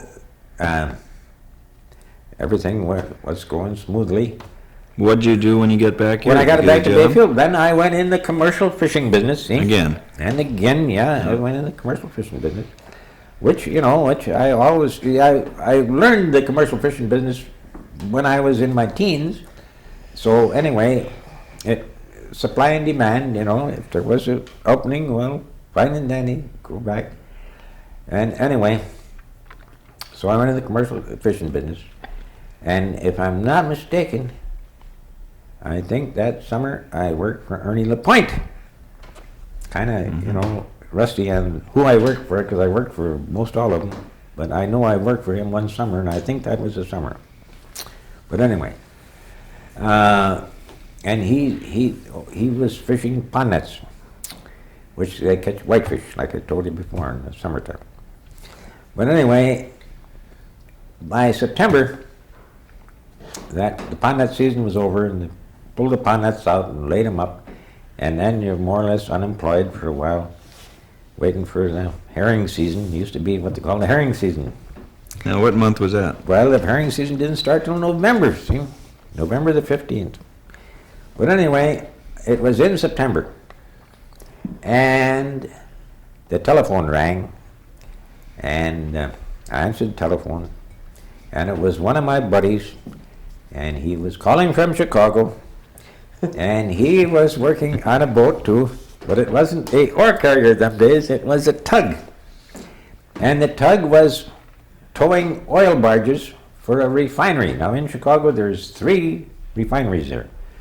I don't know how many there is now, but in 1952 there was a Standard Oil and Sinclair and Mobil Oil. 3 refineries. In other words, they were on the waterfront. And Standard Oil, they didn't have no barges, but they had 2 tankers, self-propelled tankers. And Mobil, they had 1 tanker. Name it was Martha Allen, and the Sinclair, they had one tanker, and then they had a bunch of barges, which was towed by tugs, see? Well, they only had one tug. But anyway, the phone call that I got was from a buddy of mine, about the same age that I had went to school with, and he was then employed on that tug that handled those barges. Well, anyway, they had a crew of 9, 3 is 12, about 15 men on that tug. And in other words, they had living quarters, they had a cook, and they served food and sleeping facilities. So anyway, He wanted you to come and he wanted me join to him. come down and work on that tug, see? And besides, he wanted more than one. He wanted two fellas, two. One wasn't enough, had to be two. So he gave me instructions to recruit another person, see? So I got busy and I recruited. I got a man right from Bayfield, he's still living. His name is Yelmer Olson. His nickname is Governor Olson, see? Oh, yeah. But I recruited him. And we went down to Chicago to work on this tug. Anyway, there was a unique operation in this business. When we got to work on the tug, we worked 12 hours a day, 2 shifts, 6 hours at a time, come to 12 hours a day, and we did that for 30 days, and then we got 15 days off, see? In other words, I used to know the name of all this there, but it's a rotation affair. In other words, there's So you work extra hours. work extra hours to make up time, and then after the 30 days, then you get your time that you have already put in, see? Right. So you got 30 days free time, do whatever you want. So that was unique in the business, never heard of that before. And they still do that, by the way, in Right. certain places. But anyway, unique. So we worked on the tug. We worked, but the thing was that this buddy that called me up on the phone, well, him and his partner, they were due to get off because they had put in 30 days, see? But they didn't have anybody to relieve them, see? Uh-huh. They had to be relieved. Somebody else had to take their place. So anyway, when the Governor Wilson and I went down there, we no more than set foot on that tug, and the other 2 fellows, they went phooey, out of sight. Did they ever go? They just said hello and goodbye. That's all they said. They didn't give us any instructions on what to do. Just get out of here. And they went. Well, how long was it before you got homesick again? Well, all right. By the time we do this again, we're going to compile a list of names and get you to tell us about it. I'll ask again. When you got homesick, when you came back here after working on those tugs? On them tugs. Well, all right. Now, the tug deal worked out. We didn't have too much fault with the tug deal. In other words, the only thing that was disappointing about the tug deal was that it ran 12 months a year. There was no such thing as laying it up. Now the ore carriers, in those days, in the month of December, in other words, you had freezing conditions, ice, and they always laid them up. And then they laid off the crew and said goodbye, and the crew came wherever the hometown was. They went home for the remainder of the season and started out in the spring. But on this tug deal, there was no such thing as that. They run 12 months a year because in that area, there's Chicago, that Lake Michigan, it never does seal up with ice. The only ice problem we have is if you get toward the end of the winter, let's say February and March, the northern end of Lake Michigan does freeze up to a certain extent. But then you get a steady wind from the north or northeast, and some of that ice will break up and drift all the way down to Chicago, and then it will be iced in, but it's not frozen solid. It's just floating ice, chunk ice, you see. So in other words, it was miserable, but you can still navigate in it if you want to. In other words, and Milwaukee too. In the area of Milwaukee, and up until this time I didn't know much about Milwaukee, otherwise in the Chicago Northwestern. But anyway, from Milwaukee, they used to have traffic that went across Lake Michigan over to Ludington and the other place, oh well. Anyway, there was car ferries and railroad car ferries that went right across Lake Michigan from Milwaukee all winter long. The ice never even, didn't bother them at all. So you didn't like the notion of working in the same job year-round? well, anyway, I stayed with that oil operation, or we call it oil, but I worked for the Sinclair Refining Company, see, that was the name of it. They had a refinery in East Chicago, and that was on the waterfront. There was a canal that went up there. The name of that canal was the Indiana Harbor Canal, which was dug. It wasn't a natural waterway, it was a dug waterway. But anyway, that's where the refinery was, and the canal never froze up. But anyway, the production in that refinery, of course, there was gasoline, and there was diesel fuel, and then there was the last thing, which is called black oil, or it looks like road tar, and it seems like there was a surplus of that black oil. And anyway, that is the main thing they hauled in those barges. So the barges were loaded at the refinery with the black oil, and they were transported through the Lake Michigan over to the Chicago River. And if you've ever been to Chicago, there is a Chicago River. It goes right down through the middle of town. It was there originally when the Indians was there, Chicago River. And it is navigable, it's pretty deep. It's 20-some feet deep. And anyway, out in the suburbs of Chicago, out toward Stickney and Cicero, which are Chicago's, they used to be the Chicago suburbs, and I haven't been to Chicago for a long time. But anyway, along that riverbank out there, there was terminals, oil terminals they called them.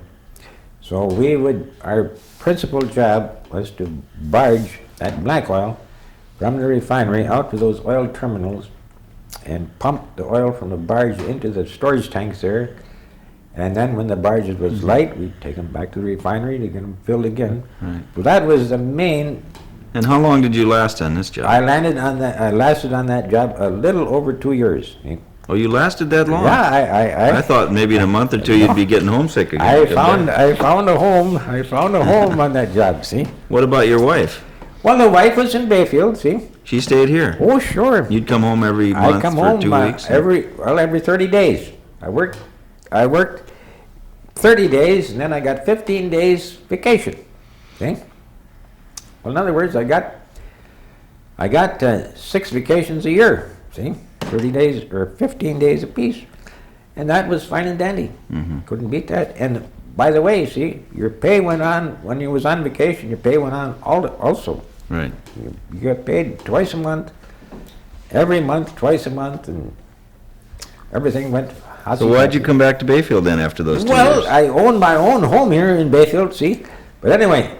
While I was in that Chicago area, see, working for the refinery, there was other jobs down there too.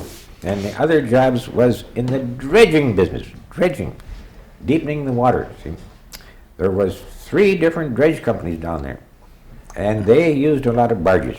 Well, they had the dredge, and in other words, conjunction with the dredge was barges. And anyway, I had, on this refinery job, there was quite a turnover. Besides, I was what you call a bargeman on the refinery job, but there was 2 other bargemen besides me, see? And they were Chicago area fellas. In other words, that was their home, Chicago. But they would tell me, now in the summertime, we work for the dredges, barging. Okay. So in other words, I had been briefed many times on this barging for the dredge company.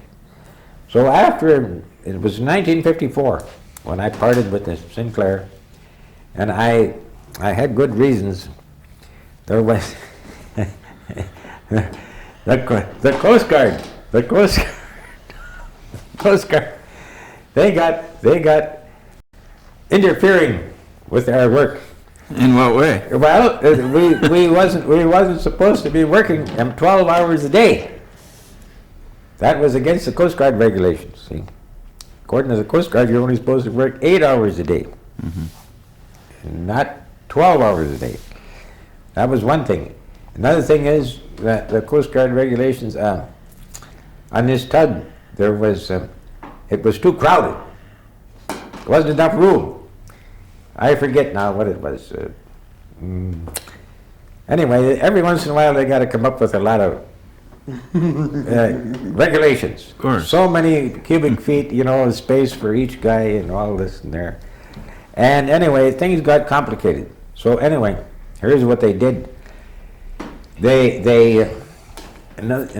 Like I said, they had a cook on the vessel, and they served 3 meals a day, and they did away with that. They did away with the cook. And they did away with the serving the food. In other words, then you had to live on shore. You had to live, shore base, in a trailer or tent or hotel or something. And on certain times, then you had to be down on the dock and catch the boat. You know what I mean? And it was complicated the matters. So that's the reason I got off of that job, because it went kerflooey. It went bad. So anyway, then I had heard all about these dredging jobs, in this nice part of the summer, good navigational season.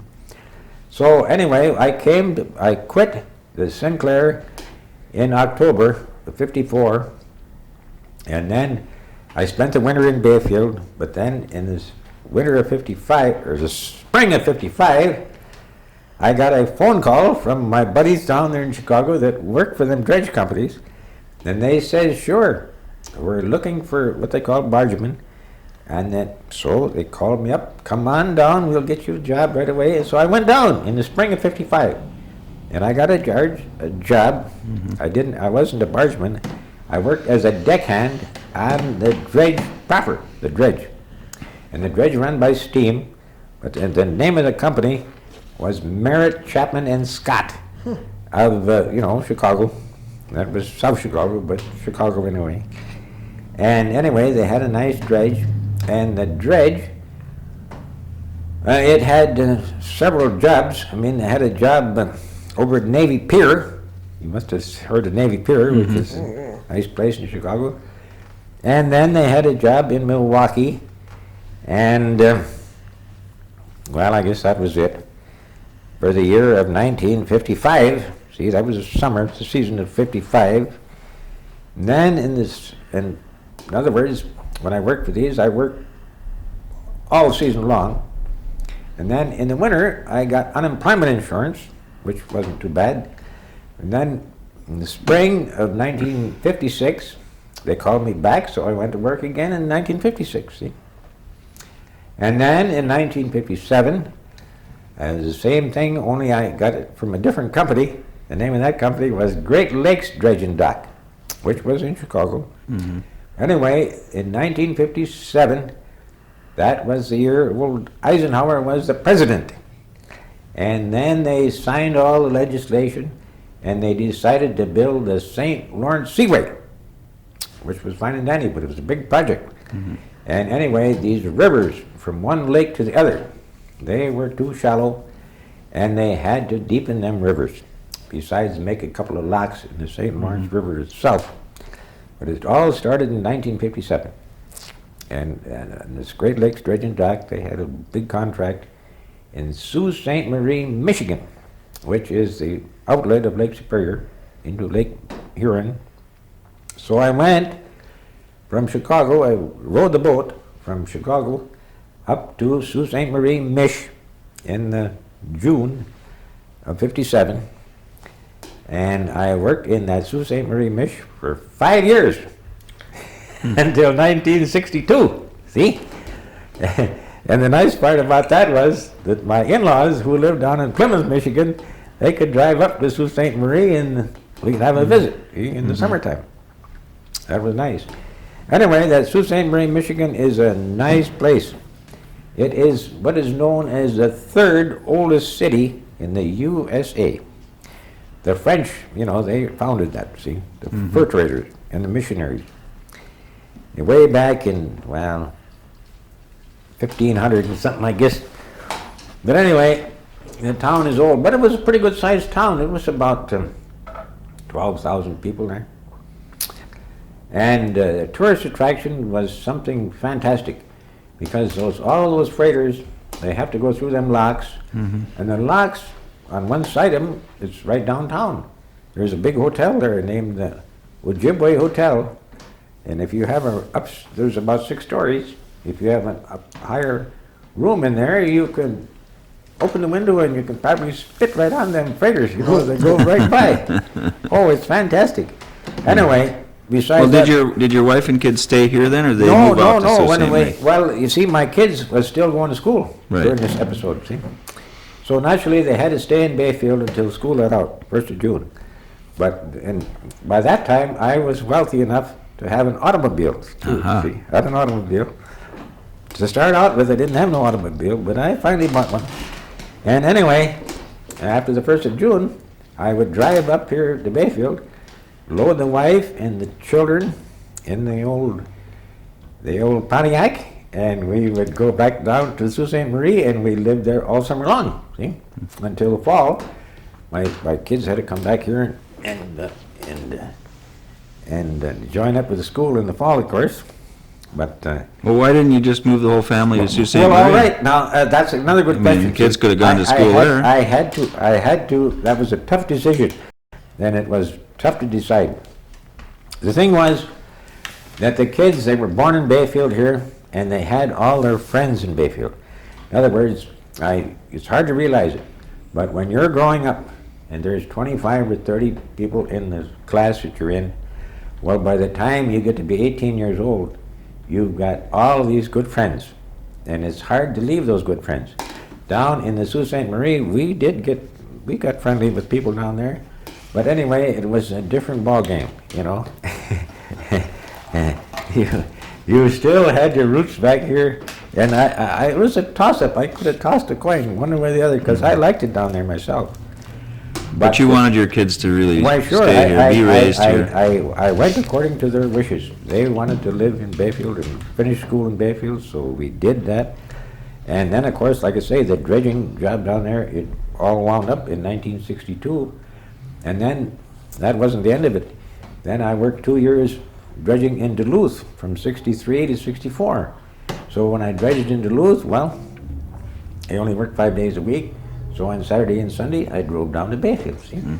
So it was actually 1965 when I was, out of the dredging business, because the seaway was done. The dredging business had all wound up, evaporated. And then in 1966, I got a job working at the DuPont plant, which was 12 miles from Bayfield here, just south of Washburn. Down in Washburn, yeah. And that was going strong in them days, see, 1966. And I was surprised at that, but they had 300 fellas working there then, see? And they made a lot of blasting powder, and then they also had a contract with the government, the coin cladding. And of course now there is no more silver coins, but up until 66 there was silver coins, quarters and halves and silver dollars. The silver dollars were out, but anyway, they started that up, and that is where they put that, when they start with, they put silver on the outside of copper, Now you don't even see any of that. Those are all obsolete now. But that's what it started with. Well, then the silver petered out, and then they went to nickel, nickel on the outside of copper. But that's why they had up to 300 employees down there. And when I got hired down there, which was in the fall or the winter of '66, and that was, the main thing they were doing was cladding. They called it coin cladding, but they were sticking the metal on the outside of big copper, And well, it's a long story. I could tell you all about that. Anyway, the metal, it came from Denver, Colorado. It was shipped up here from Denver, Colorado. And the slabs of copper, they weighed 400 pounds. And the slabs of silver, they weighed 95 pounds. In other words, silver was only a quarter of an inch thick. But in other words, it had to be, cladded onto the copper on both sides. And then after it was cladded, then they loaded this metal back on the same truck, and it was trucked back down to Denver. And when it got down there, well, they got a mint there, they make the coins there. But after these pieces was that thick, when they left here, but when it went down there, they rolled them. They squeezed them down and made them, the right thickness, kind of a coin. And of course, they stamped them out. How long did you work at the DuPont? I worked at the DuPont plant for 5 years. And matter of fact, it phased out. I started there in '66, and the last year it ran was 1970. And then they phased. And you could live at home year-round then? Oh yeah, I lived right in Bayfield, see. Yeah. But it phased out in 1970. Phased out DuPont. And that was the end of that. So then I got a job in the local plant here in Bayfield, which was then known as the Allwood plant. And it's the building, one building is still standing. Was that the veneer? Well, yeah, they used veneer, Anyway, their main thing was they made cabinet doors or tabletops or, anyway, they had contracts from companies that finished the product up. But anyway, they did the fabricating here, see? And anyway, the inside, the middle portion, it was a plywood in the middle, what they called the core, that was a poor grade of lumber, but then they put a good grade on the outside, which was a veneer, see? But they had to glue that on. And, anyway, it was quite an operation. And they had another plant like that in Ashland, which was known as Splicewood. But that's not there no more. Of course, and the Allwood isn't here no more either. When did Allwood? Allwood phased out in about 1982, something like that. Anyway, it was sold. When it phased out, the name of it was the Chipaway Industries, which was their head office was in Hayward. See, but anyway, they still made the same product, veneer. But anyway, it phased out, and that was it. But the Spicewood in Ashland, that had phased out before the one in Bayfield phased out also. But anyway, yes, the point is that when the Allwood phased, I worked there until it did phase out, which was 82 or 83 along in there. But did you retire? Then I also got old, see? Yeah, I was about to point out So that then I signed up for S&S, which is Social Security. So then I didn't have to worry about a job anymore, see? By that time you were how old? Are you ready for some more movies? I'm ready to talk. Put on a talk show. Yeah, well, good. If you got all the equipment, I'll hold the door open. Well, tell us about this out here anyway. Well, no, come on in. How long have you been in this house? Well, I lived here all of my life, except for 3 years when I was in the service. I was in World War II, So I missed 3 years, but otherwise than that, I lived here 70 years. Well, you got the thing going here. Remember Jim and Holly? Yeah, I remember Jim and Holly. All right. Okay. Well, we're glad to be back. Well, yes, it was long vacation. I came to collect my decoy. Well, I got decoys now. Now, is that crested merganser is one I had in mind? Hooded merganser. Is that done yet? Hooded, rather, Well, yeah. yes, I got a hooded merganser right in the house. That's why I'm anxious to get you in there and show you. You can have a decoy session first. Yeah. Then we'll have another session later. Well, I imagine we missed a few things last time. Oh, yeah, we've missed quite a few things. You see that pile of wood there? That's decoy wood. That's decoy wood. That's decoy wood. They've only been there a year now. Now, a week. Where do you get this wood? Well, out in the country, 11 miles out. I got to come off my own land, too. What kind of wood is it? That's basswood. Basswood. basswood. And you cut the tree down too? No, I didn't cut the tree down. There was a logger out there logging, see? Uh-huh. And I made a deal with the logger, so the logger, all I had to do was to haul it to town. But that's going to be decoys. Decoys. I'll show you all about it when we Yeah, get in the that's what house. I want to see. Well, Are you going to be able to show us how you make these things? Well, not right now, because that's a long process too, you know. But I'll give you you know, a little briefing. I'll give you a Okay. briefing on the decoy making. Yeah. A briefing, but I'm not going to do no cutting. How long have you made these decoys? Well, I started 60 years ago. I made 12 decoys for a guy for $6 when I was in my teens. See, but then there was a long lapse that I didn't make any. But I've been retired now for 12 years. So anyway, since I retired, then I got down to nitty gritty. Nitty gritty. How many decoys do you figure you've made? Well, I made it over 400. Yes, nitty gritty. Well, what got you into that? Well, now come on in the house now. All right. I don't like it. It's one of those hooded That's another hooded. unpainted. Yeah. And these are teals. Teals.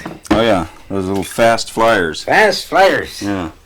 And there is a hooded that's not painted. See? Well, where does this start? Now, show us the process of what you. okay. We saw the cordwood out there, Well, yeah. That's the. and then what do you do?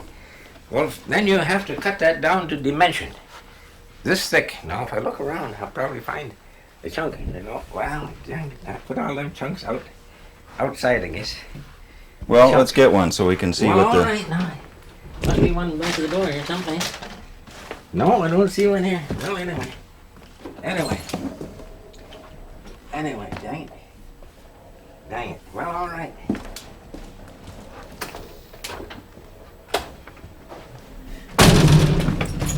Here, Oh, there we go. We'll go on this one, see? In other words, whoops. The thing is that I got patterns. See, Let me patterns. get over here. I got patterns. I make 8 different kinds. But this is the raw wood, just like it comes out of the woods. It's round on one side. And is basswood a hardwood? Well, yeah, Real hard. basswood is classified as hardwood. But first of all, I got to shave down this top here, so I got 2 flat surfaces. You know, you got to have a flat surface. Now this is already flat. It's supposed to be flat. Mhm. And then I put the pattern on there, and I trace out the image of the body. In other words, there are 2 piece jobs. There's the head and the body.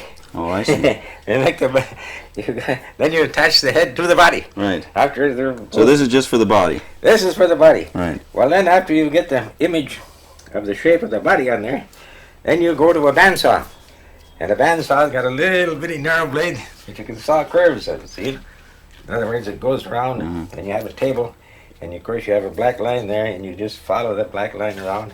You got to twist this around, and then you come out with one that's already sawed out. And likewise, you got to do that with the heads too, see? Do we have another Another the one. next step on that process? Is Well- there one that's roughed out, a body that's roughed out, or not? No, I don't have them. You're in- beyond that. You're working on these now? Well, those are all completed. Oh, those are done too. Completed. In other words, those are completed. So on this one, show us how this came out of the basswood. Well, all right, yeah. Well, okay. In other No. words, like I said, see, This isn't a separate piece, is it? No. This. The bodies are all one piece, and the heads. In other words, I Well, look screw at them. that. You can take the heads off. See, the heads come off. Okay. In case. The heads are put on with what you call a dowel screw. And I don't suppose you've ever heard of a dowel screw, but a dowel screw has threads. You know, screws have threads, and there's the threads. But anyway, that's screwed up into the head. 1 inch. See, that's with a 2-inch dowel screw. Right. There's 1 inch protruding and 1 inch up in the wood. And then, of course, you put it on here, Right. and then you got it. But anyway, like I said, when you have that piece of wood this is 2 3/4 inches thick, and you have your pattern on there, and you get your traced out, you put it on the bandsaw, and you zip this off, and then you zip around there, around here. In other words, you saw one side first, then you start with this side, you saw this side second, and then you got the decoy. Now these, all this here is tapered off, and I do that by hand. A lot of hand sanding. Huh? Well, What do you start with? The final I use sandpaper, yes, finally. But anyway, in other words, you see a little line there too, see? On both sides, see that blue line? Mhm. Well, when I start cutting, with my hand tools, with a draw knife or an ordinary carving knife. Well, anyway, the thing is that you want to get this even. You don't want one side to be more tapered to one side. So anyway, first of all you take what you call a marking gauge, and you mark that right down the center. See, this blue line here was the center of the wood. Right. See, it was a little over an inch and a quarter on each side. Okay, and then of course I also did it on the bottom. Put the marking gauge around the bottom. Some of these you can see. No, you can't see on that one. Well, anyway, I sanded them all up, but you take the marking gauge, and there's half an inch. So you go from here down to that mark there, and that takes off a half an inch. So you've got a reference all the time to carve to. Gotta know what you're doing, see? Yeah. But when you get it all done, then you got a good decoy. And I haven't kept track of the numbers. Like I said, I must have made 400 because I've been doing it pretty steady for 12 years. And 1 year I made 70. 10 times 70 is 700, but some years I didn't make 70 either. Yeah. This year so far I made about 15. Now I'll show you how you put the head on. See, you just put that in there, and you start turning, and pretty soon she'll go pretty good. Go like that. The faster the better. And you turn them on. And I never counted how many turns, but you keep on turning till it gets snugged up. Snug. Yeah. Now, how many hours would a duck like this take you? I did keep track of that too one time, see? And I come out with the conclusion, I put in about 10 hours. 10 hours to a duck. Without the painting? Oh, that's definitely without the painting. Yeah, definitely. That's just the woodwork. No painting. No, I painted this one myself last winter, and I bet you I put in about 5-6 hours on the painting. And that's a tough part. Yeah, you've got to have all them little bottles of paint, in front of you. And you ever been to one of them stores where they sell that kind of stuff? Artist Comes supplies. in those little. Yeah, the little glass jars. And you gotta. Well, usually the cap is the color. So in other words, in your head you gotta know what color, and then you look over there and you find it, and then you took the cap off, and then you gotta clean the brush or take a new brush, and you gotta get in there and. Oh man, to me it's hard work, but there are such artists around that go for that, and like this was who is this? That one there was by Rita Vandervenner. You ever heard of Rita Vandervenner? She's in town here. Yeah, right? She got a gallery down there on the front street. You ought to go into her gallery, see? Yeah. Matter of fact, you could. Does she have some of your decoys down in the gallery? No, she don't have my decoys down there. I tried to get her to put them in there. And she says this is an art gallery and not a craft shop.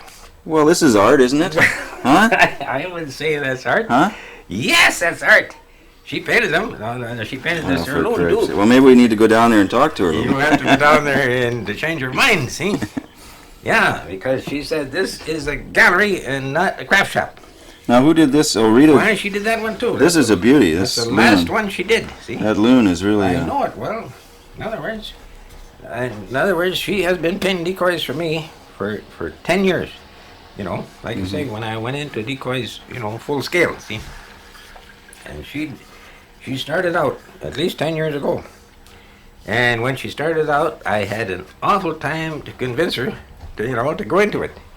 Because in other words, she was painting, pictures on canvas, they don't call it paper, they call it canvas. Right. And that's what she was doing.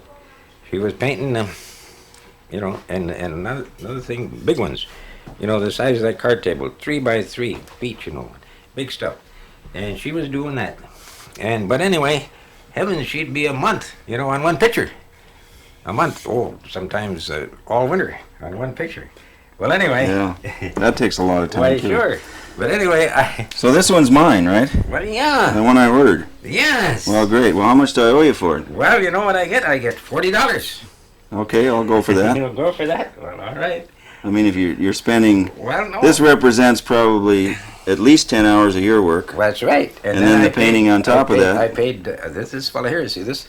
You can read that name? That's Alec Anarchy. Right. And Where is he? Well, in Superior, see?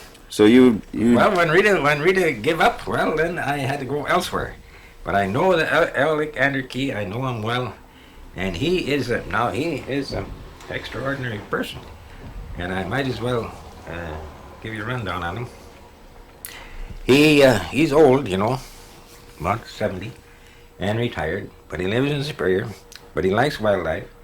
So anyway, he he does his own carving and his own painting, but he also he makes ducks, but he also makes birds of all different kinds, blue jays and robins and chickadees and nuthatches, all carved out of wood too. all carved out of wood, and there ain't any bird you can't name that he hasn't, tackled, I guess. See, and anyway, in Bayfield, every summer in the first weekend in August they have an arts and crafts fair.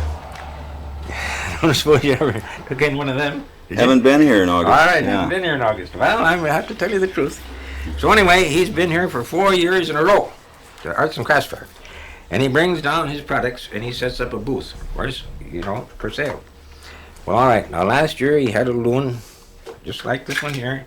Only thing was he had a little baby loon on the back, see? Uh-huh. On the back. And he wanted $400 for the pair. He's high priced, see, high priced. But anyway, his work is good. Did he get it? Well, no. When he went home, he had to take the loon home with him. See, when he went home, in other words, he pays $40 for the space, in the pavilion down yonder. Right. But anyway, when he didn't lose any money, but when he went home, he didn't have no profits either. Yeah. he just broke even, because the public, they don't that $400 price, is a little steep. Yeah. Well, anyway, they get down with the best part of it, the lighter side of it. In Superior, well, there is a couple. All right, now, a couple. Now, don't step on my cat food there. See, that's where I feed my cat there. All right, now, I'm off the subject now. You're talking about the painter, Alec. Anarchy. Yeah. He wants some wood, see? He always asks me about some wood. So I supply him with a little supply of wood. Like that chunk there, Yeah. And when he goes home, he's loaded down with the wood. That I supply him, see? Right. All right, now, supply and demand. You going after my goldfish over yonder? My goldfish. All right. Oh, yeah. Now, this Anarchy, in other words, he lives in Superior, and I don't run up there, see? But I know somebody that Bayfield that commutes to Superior pretty often. And so I'm waiting for a commute job. So I'm going to send some of these up there, see? To get them painted. Another, Another batch made. another batch painted. Right. Another batch. Well, they're beauties. Yeah. Yeah, that's great.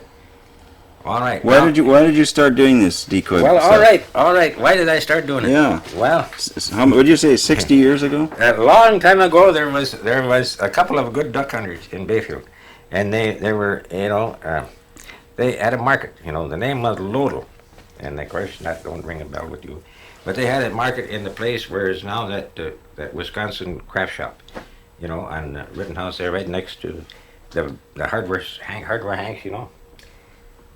You've probably seen that. Yeah. Yeah, when Yeah. they sell. Well, anyway, that's where the market was. And I used to trade there. And anyway, these fellows, their name was Lodel, and they says to me, how about making a dozen decoys for me? See, for them, of course. Mm-hmm. And I said, yes. Well, anyway, they had, a sack full. Well, not full, but they had a few, half a dozen. And they loaned me one, for a model, see? Loaned it to me.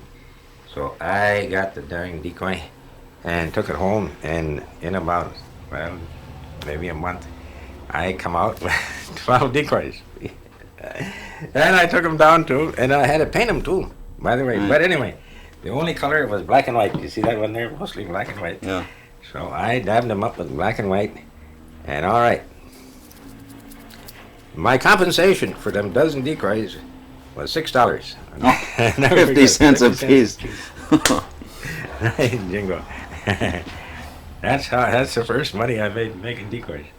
But that was in the 1920s, you know, about 1928, long in there. But anyway, I had a lot of fun. Well, so then I didn't make any for a long, long time. But, you know, like I say, when I retired, which was 12 years ago, then I got down to business, and I started making them pretty heavy. Pretty heavy after that. Yeah. Yeah. But these decoys are not really, I mean, I'm not going to put this in the San Francisco Bay and hope a hooded merganser comes by. No, These are for mantles for they were in your house. Decoys, yep, yep. They're not working decoys. No.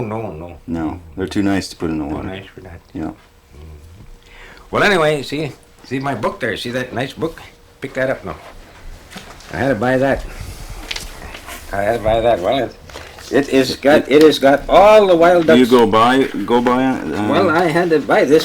In other words, if I didn't buy this, Rita Vanderventer, see, she's the woman, right. and she don't hunt no ducks. But anyway, I'd bring one of these over to her to paint, Yeah. and she'd have an alibi. I don't know what they look like. See, alibi. So I bought this book, and every time I'd bring her a decoy to paint, I'd bring this book along too. Right. And great then pictures. you couldn't go wrong. I'll find that hooded merganser. It's got to be in here. Oh boy, these are bookmarks. You know, I should also make wood ducks, but I don't have one. But Yeah, there's a that's- good picture of the wood duck. That's a beauty. Anyway, canvasback. I also make canvasbacks. Well, I had one. Had one once. This is up there, back here. Oh yeah. Anyway, that Anarchy, he painted the canvasback for me, and oh, it was a beauty. A beauty.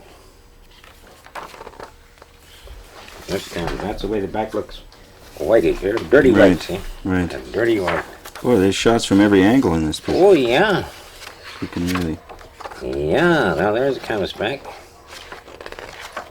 and these aren't canvasbacks. And that is the canvasbacks. Gadwall.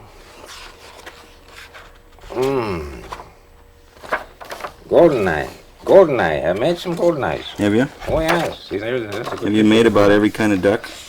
Yes. What's your favorite?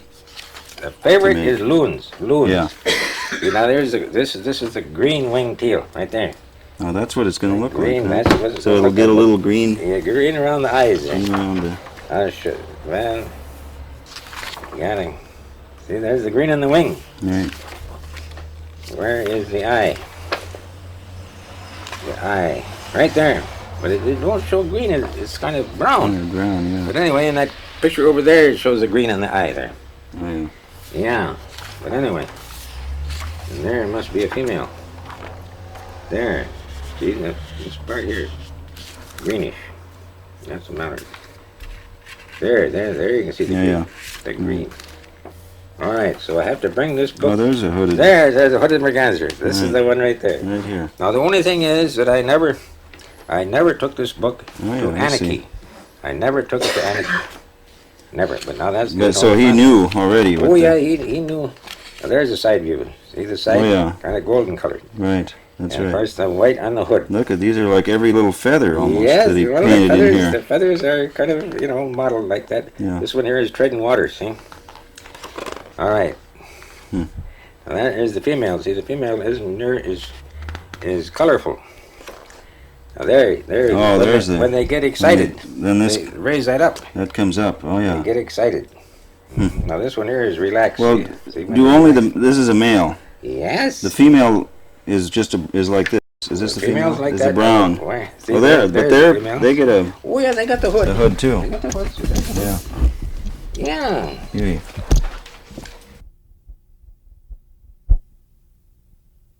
Because they got that long spike like that, Right. and that's it. It's too fragile to break off easy. But anyway, they are a pretty duck. Very pretty. Yeah, pintail. Redhead. They don't make no redhead, but see, their head is red. Yeah. Why is Definitely. it puffed out like that? Well, You know. I don't know. That's an but interesting they, shape. They can do that with their feathers. The colder it is, the fluffier they get the feathers. When it's hot, then For they insulation. the insulation, they flatten them right down so Yeah. the heat will radiate off. Right. There's a redhead. Redhead. Well, you don't have any pet ducks. No. Well, you get, Of course, the wild game you can't. It's the law. You can't have any livestock in town anymore. Even poultry. Can't even have You a can't. rooster. No, in the city of Bayfield. You know, when I grew up here, well, at least every other resident had a little flock of chickens. Chickens. Now this is an interesting duck. See, this is the bluebill. Oh, yeah. The bluebill. That's the name. Oh, the ringneck duck. Ringneck duck. Well, I thought it was bluebill. I'm to be corrected. Yeah, that's ringneck. See right up there? Yeah. Okay, now I'm gonna get on that chicken Yeah. deal. Well, like I say, every other resident in town 60 years ago, they had a little flock of chickens in the backyard, of course. And one out of two would have a rooster too. And the roosters, you know, they crow just at the break of daylight. Right. And the people, you know, that woke them up. So they had to pass an ordinance, you know, no more chickens allowed in the city. Because the roosters was waking them up too early in the morning. Yeah. So that ended that. But they're interesting to watch. And of course, occasionally, they would get a duck or two. Matter of fact, you was here last summer, wasn't you? Yeah. Well, all right. Down there at the waterfront, the ferry dock, there was a flock of dozen ducks down there, domestic ducks, you know. There were. You didn't see them? I didn't see them, no. Oh, boy, you missed a boat. Anyway, Jim Jabot, he's the one that, he got him in there. He instigated the whole thing, see, Jim Jabot. Uh-huh. And when he got him, there was, I don't know, maybe half a dozen adults, you know, full grown. But anyway, he got him early in the spring, too. It was in May. And danged if they didn't make a nest someplace, and I didn't never see it. But in time, all of a sudden, there was a couple of broods around. Little ones, see? Old ones with the little ones. See, broods. Well, anyway, they survived the whole blooming summer. You know, they were there. They didn't fall victim to any mishaps. And by fall, well, there was over a dozen, and I counted. It seemed to me there was 14 altogether. All right. Well, and then fall come on, and they were there. Of course, Jabot, he would, you know, give them a little feed, you know, a little corn, and that. But in the summertime, they were mostly self-sustaining. You know, they eat insects on the water. See, swimming around and nibbling on them insects all around the boat basin there. Well, anyway, then fall come on, and they were still there, and of course they were all full grown. And anyway, where they spent their, you know, they wasn't in the water all the time. Where they spent their time out of the water was right on that little beach between the dock shop, which is Erickson's, you know, and the ferry landing. See, Right. There's a little bitty beach there. And in other words, there's a kind of a deck up there with a big old chain, you know, for railing, Right. and you could, you know, look over there and you could see them down there. See. Well, anyway, they were still there when the snow come, you know. And I says to Jabot, I says, what are you going to do with them ducks? Oh, don't worry about them ducks. They'll take care of themselves, see. Old Jabot, he didn't have any goddamn sense of reasoning at all, you know. And he left them there until the goddamn lake began to freeze up. And they were still there. So, in other words, I had to do something. So I know friends that live outside of the city limits, you know, in the country, see. Country people. And, well, in other words, they have a little stock, you know, so they got a barn, see. So I saw them. One of them's name is Murato. And happened to go by the house, and I was out there, you know, shoveling the snow. And I said, say, Murato, you want a flock of ducks? Well, he says, yeah, where are they? Well, I says, they're down there at the waterfront, you know, by the ferry dock. Oh, he says, well, I says, the best thing to catch him with is one of these landing nets for a fish, you know, see?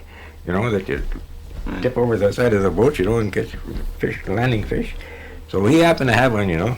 So we went down there with a couple of sacks, and he sneak up on them, or put a little corn down. They were hungry as a bear, you know.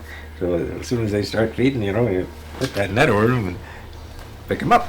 Well, he got all but a couple. I think he got about 10. And he went home with them, but there was still a couple left down there.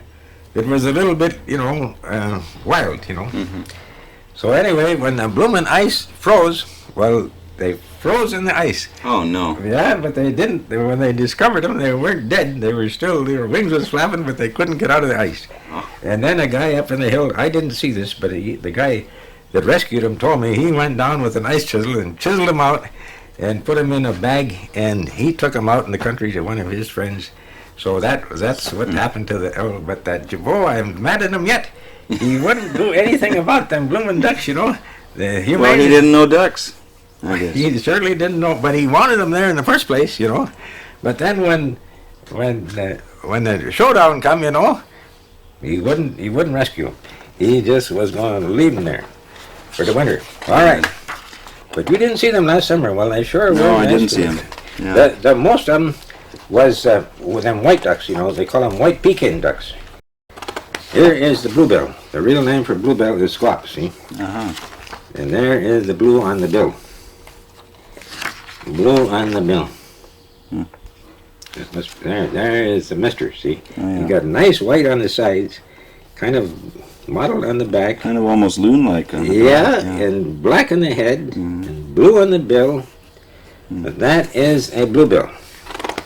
The bill seems a little wider, too, then. Yeah, it's Kind real of white. like Yes, what are those, aren't there ducks called spoonbills? Yes. Huh? Well, Or something like that? Real Shovel. name is shovelers. Yeah. Yes. And that's in here too. See? There we There's a are. Come shoveler on, right there. the shoveler. There's one of the wide open shoveler.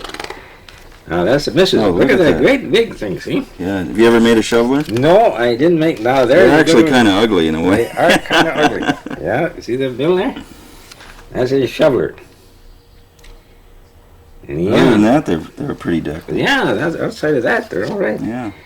Yeah. Still shoveler. Still shoveler. Shoveler. Kind of brownish on the sides. They're widgeon. Now widgeon, I don't make no widgeon, but they got kind of like the teal. See they're around the eye there? Yeah.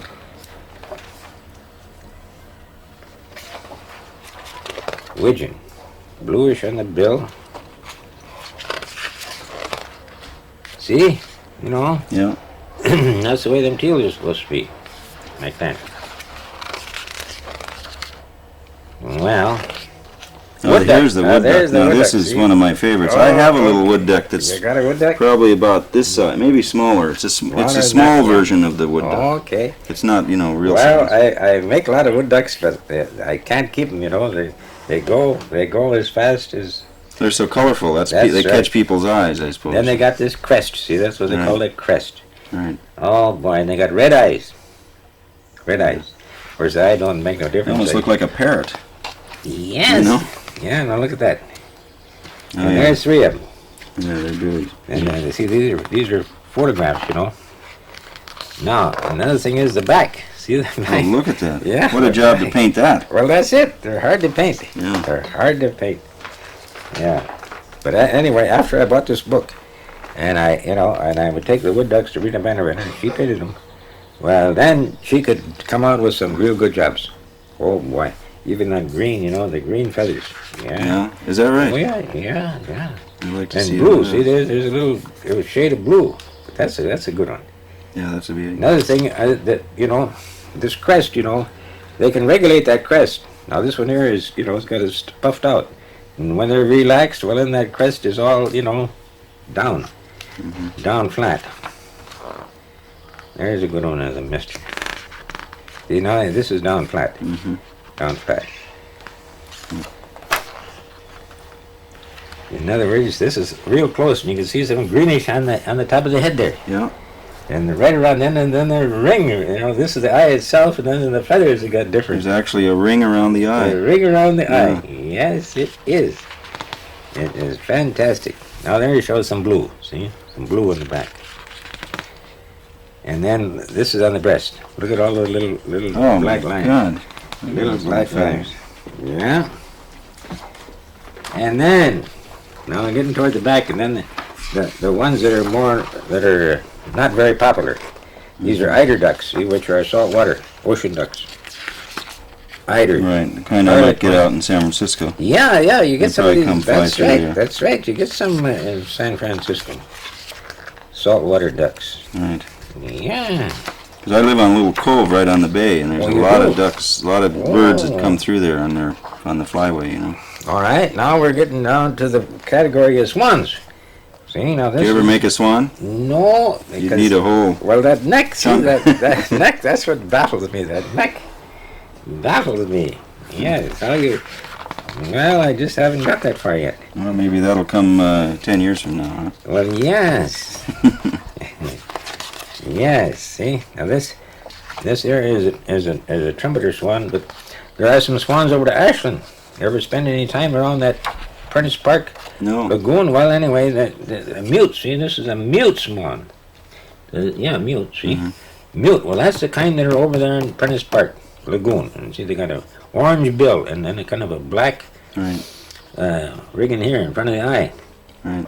Well, there are 3 adult mute swans in the Prentice Park, or the Fish Creek Sloughs, they call them, which is the suburbs of Ashland, around the Marine Club and the Holiday House Motel. These are some geese that are standing up. But there is a trumpeter swan, black bill. There's some cygnets. That's what they call the young ones. Cygnets. You must know that. Yeah, I've heard that word If you before, ever yeah. work crossword puzzles, that's one of the That's it. worst things. What's the name of a baby swan? Cygnet. That's it. Crossword Have puzzle. you ever done a Canadian honker? No, I never done any. Again, you got that long neck, I suppose. But There's They're, another they're one. beautiful. They are. They are beautiful. Yes. Well, now we're going to go right to the end now, because on the end you get the loon again. See, Uh-huh. I got some loons. Now there's the old honker. Matter of fact, there isn't much to the coloration of them. No. Black and white. There's a different kind. Now the loon has got to be in here. Yep, we're coming.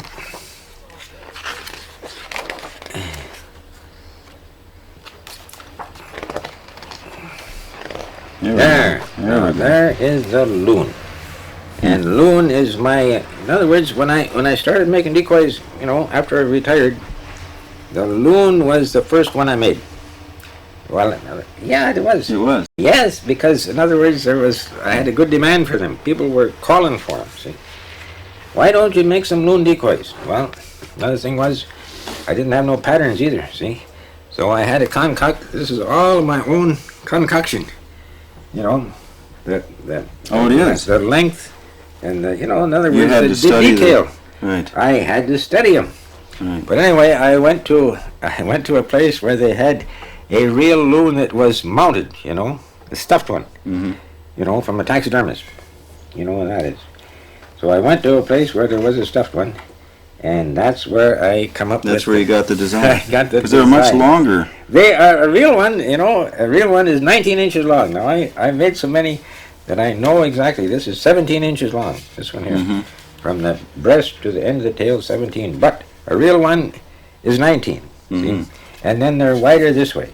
Oh, Lordy. They're a big bird. They are a big bird, yeah. The size of a goose, you might as well say. But anyway, I scaled them down, see? This is what you call a scaled down version. Yeah, slightly. Slightly scaled down. And that seemed to work better, Oh, there's the... There's one, out of the water. See, out of the water, out of the nest, I suppose. And then when they swim for a long time, and all of a sudden they have to shake the water out of their feathers.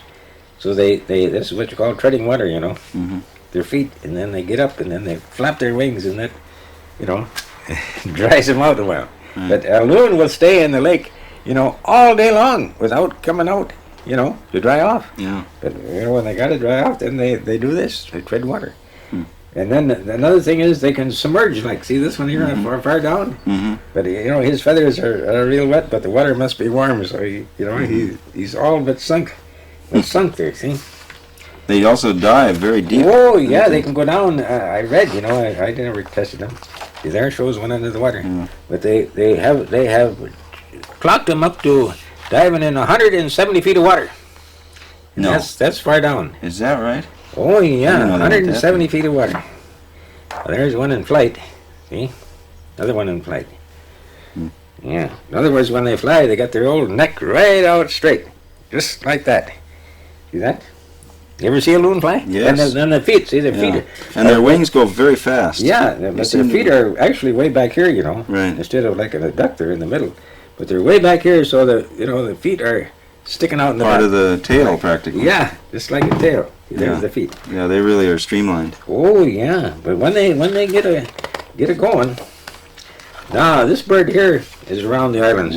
We have a lot of these See a lot of them on the Cormorants. San Francisco Bay, yeah. Alrighty, they're on saltwater too, Yeah. but they're also on the freshwater. They're a diving bird. Oh yes. Yeah, and there's some gulls. And there's cormorant. Cormorant. My top, that's what they used to call it, blowing your top, you know. I didn't do that, but, you know, Yeah. to go to town on. And so I went in there, and cripes almighty, there she is painting signs and all kinds of stuff like that, you know. And that's it. So I don't know. Well, I hope you can talk her into Well, it. that's She's it. good You at know, it. she belongs to the duck family, see, because they don't have web feet. Those are what you call lobes. Lobes. Lobes. I never knew that. Yeah. And they don't have really a duck bill either. It's pointed like a chicken. Yeah. See? And they can't fly worth a damn. Well, no, they have a hard time getting off the water, and oh lordy, this is Atlantic brant. Yeah, Atlantic brant. And there, that is the end. Yeah. Come to the end. Of our duck lesson That's the today. lesson. But anyway, this book cost me $55. What? Right. $55 for this book. And anyway, That's quite a few decoys that's you right. gotta I make. had to make quite a few decoys, but I don't begrudge paying it either. No, it's a beautiful book, yeah. Anyway, if it wasn't for that Ducks Unlimited magazine, I never would have got it. Because anyway, when the December issue of the Ducks Unlimited came out, there was an advertisement for this book in the magazine, see? So, and the price was there too, $55. And in other words, it went on to say, but I don't know now, the first edition, I think there was only something like 500 made. And if you want one, you better better get your money in there quick, because they might run out, see? So I took their advice, and I sent the $55, and by jingo, in a week's time I got the book, and I wasn't sorry either. It was a dang good book. But anyway, I showed it to a few of my friends, and one friend, he's in Ashland, but when I showed it to him, so help me, he says, I gotta have one of them books. And boy, in other words, I told him they had to get a Ducks Unlimited magazine. Well, he went around and he got one over in Ashland there. Because in other words, when you belong to Ducks Unlimited, you get the magazine, see? But he didn't belong, I guess. But he knew somebody that did. Boy, he got that. And he sent in the 55, and he got the book. And this fellow, he also carves a few decoys, you know, on the, in his later moments. But he's still working, see? He works in the paper mill, so he don't have too much time. But this is a good book if you want to talk ducks. And it's Richard Lemaster. it yeah, says. Right. see right there. Right. Anyway, there's 32 different kinds of ducks in there. All of them. Well, it keeps you out of trouble, Yeah. John, huh? Yeah. But anyway, if you still want to hear some more about the decoys, you got to let me get over here on this. Okay, well, show us. radiator.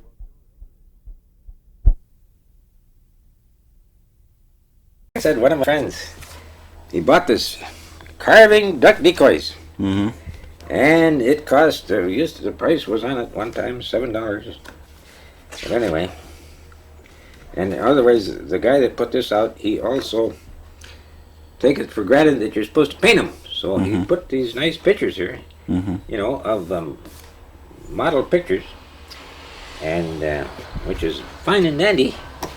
But anyway, it still didn't get me. See, there's the other. Yeah. Right. There's how to make 12 hollow construction. Yeah. Anyway, there's must be 12 patterns in there. Anyway, it was put together with staples. So I had to take the staples out because I had to make the patterns. Right. See, now this. So you went by this? Yeah, I went by these this. patterns. Oh yes, that's the reason. See, now this mallard here was made according to that pattern. In other words, this is just half. See, that's half. You had to make half, and then you had to flip it over. Right. You know, and make the other half. So this is looking from the top. Yeah, that's looking down from the top, and this is the side view.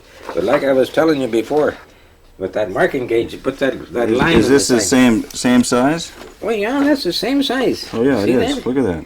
14 and a half inches long. That's right. It's the same size. But like I said, you see, you make a chalk line on the side right there. Right. So then you know you work from the center up and down. See. Right. But you don't take any off from here. And of course, like I say, there's the head, and that's where they're attached. Anyway, you see, But you got to be good with the carving tools too. Oh, sure. I had carbon paper, see, and Drawing a pattern is one thing, and getting to this Why, is sure. another. That's it. See, you gotta be good with it. The head tool. Now here is the wood duck,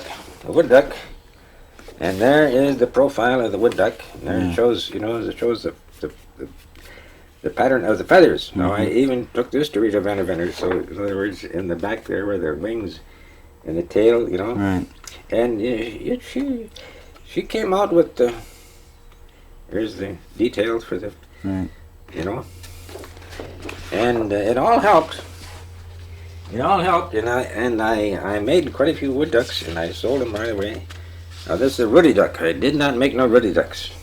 A ruddy duck they're not around here. People around here, they never saw one. So they won't buy one. They won't buy one, and they never saw one. Now this duck here comes around here. This is a bufflehead. There's the name. Never heard of that. Well, they're little. They're little, and anyway, they're in the. You see there? Oh, yeah. They got a white patch on the top of their head, and this is black, and this is white. Only two colors, black and white. But anyway, they travel with the bluebills. And you heard of bluebills? Yeah. Which is scops. Scops. And they travel with them.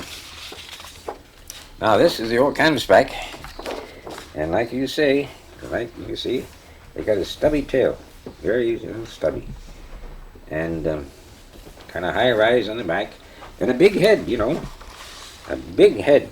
Well, they do have a stubby tail. Yeah, that's a stubby tail. Now where's the canvasback? It's right up here. See how stubby the tail is? Matter of fact, yeah. I think I made this one a little bit longer than, a little longer than. You're improving on nature. I made my own version. See, the version. But I like to review these. I hadn't had this one out. No, this is a red-breasted merganser, and I made some of them, and they're pretty nice. The head is kind of greenish, and you see there, and this is red, with a lot of little wishbones in the feathers, and of course they got these, They got a crest. This is what you call a crest, like a hooded merganser. See, but anyway, they were hard to paint. Oh, Rita painted them for me, and she was belly aching about the painting. Now this is a golden eye. Now the golden eye should have turned out good too, because they're black and white. See there? And this is white here, and this is black, and the bill is, well, I don't know what. But anyway, they didn't turn out too good either. And now there's your shoveler. See the great big wide bill there? Yeah. Didn't make any. Don't know why. Well, I don't know. I don't know that they would sell too well. No, You have and to have another thing is just the right kind of. they're supposed to be in the western states, in the the western states, and around here nobody ever saw one. And if they never saw one, they're not popular. You know what I mean? Yeah. Now That's right. You want to have a duck that you see around. That's right, that you have seen in the before. neighborhood. This is a surf scooter, see, which is saltwater ocean. Yeah. And they weren't popular either. That's what they eat, clams. Right. Clams. So all right. No, this is what turned out to be real popular. And I got them right there. Green wing teal. Yeah. This is real popular. They're small, and well, yeah. Well, and they're pretty. I remember. Yeah, they're pretty. They are a pretty yeah. duck. Yeah. But you can see now. See the small ones. They had the pattern. Oh yeah. Well, now a little bit wider. I must have not made it as wide as that. I must have narrowed it down some. I don't know how come either. I narrowed it down. Well, artistic license. I guess so. Is that right? I guess so. And they're pintails. I don't make no pintails. Well, you don't. See, I like the No. pintail. You like? Well, yeah. Yeah, I do. The tail is long and it's slender, and if they drop them on the floor, then the tail breaks off. Oh, yeah. And the redhead, I didn't make any redheads. I don't know why either. But now there, see, now these here, There's when I got my going on bird them, there. Yeah. I got going on them, and that intrigued me. Intrigued me. That's the female up there, and this is the male. Female, the hood isn't as outstanding as the male. You there? Oh, yeah, I see that. Not as outstanding. Right, but you made the male for me. Yeah, that's the male right there. Right. Oh, yeah, I see. You betcha. Well, it looks like you were true to these proportions. Well, I was. Well, no, the tail's a little longer. Well, a little. Yeah, I think there's stretched it a little bit. a little I touch every stretched one of these decoys. You do a little. a little bit of stretching. Stretching. Mm. Well, you can't be perfect, see? No, I did some stretching, no. Now there's the widgeon. See the widgeon? The widgeon. Didn't make any of them. And the squap, there's a bluebill. Now I made some bluebills. Yeah. Made some. I see. So that's Whoop! There we come to the end. it. The end. Now there you see there. What? Oh yeah, there's one more yet. Oh, here was the green winged teal. Now you know that other teal? That was a blue winged teal. Yeah. The green now here. We got it. See, I was getting kind of carried away. Carried away. He's back in the middle there somewhere, I think. Yeah. Have we learned? Well, nine.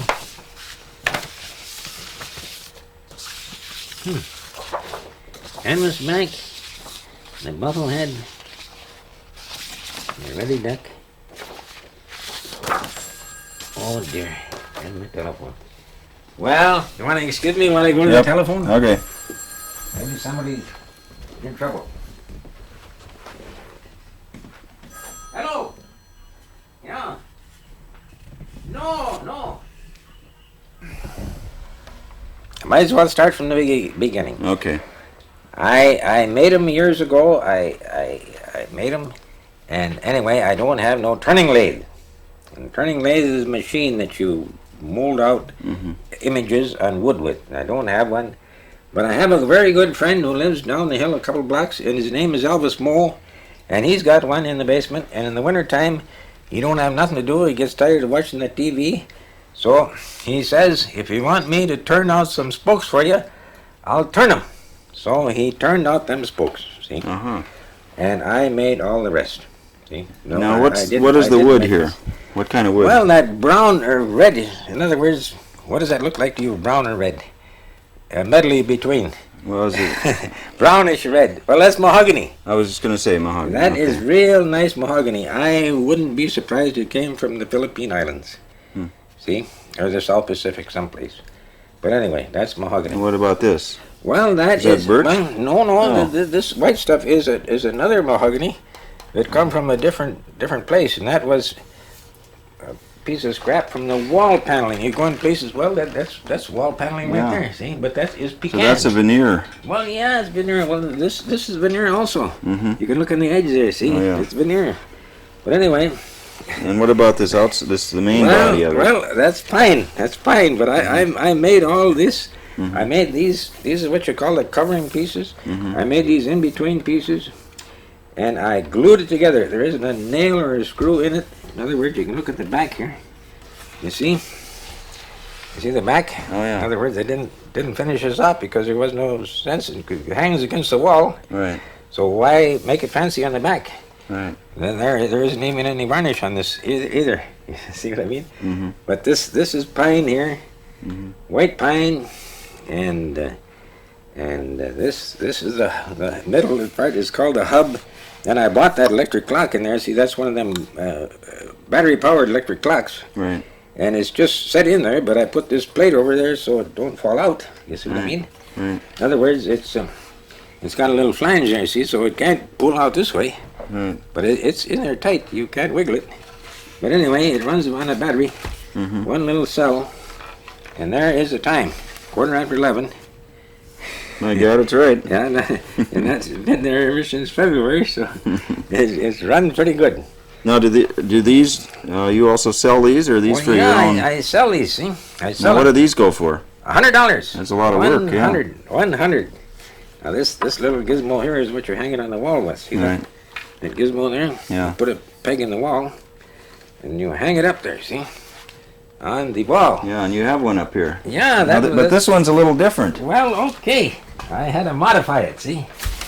Modified.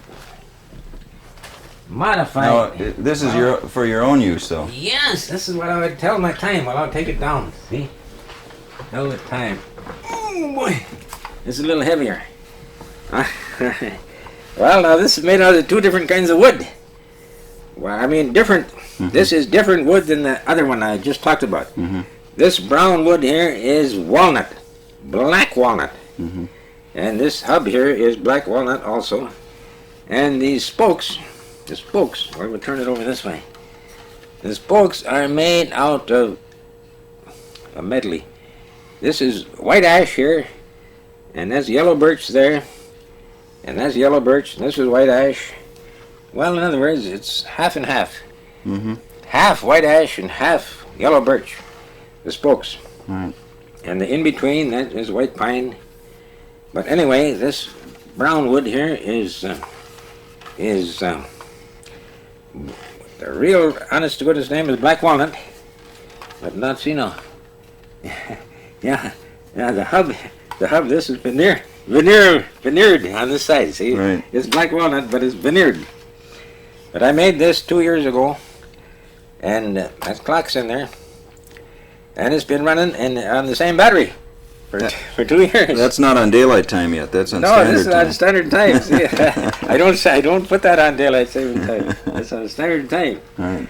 But this is 2 years old, and the clock is still running, and it's on standard time.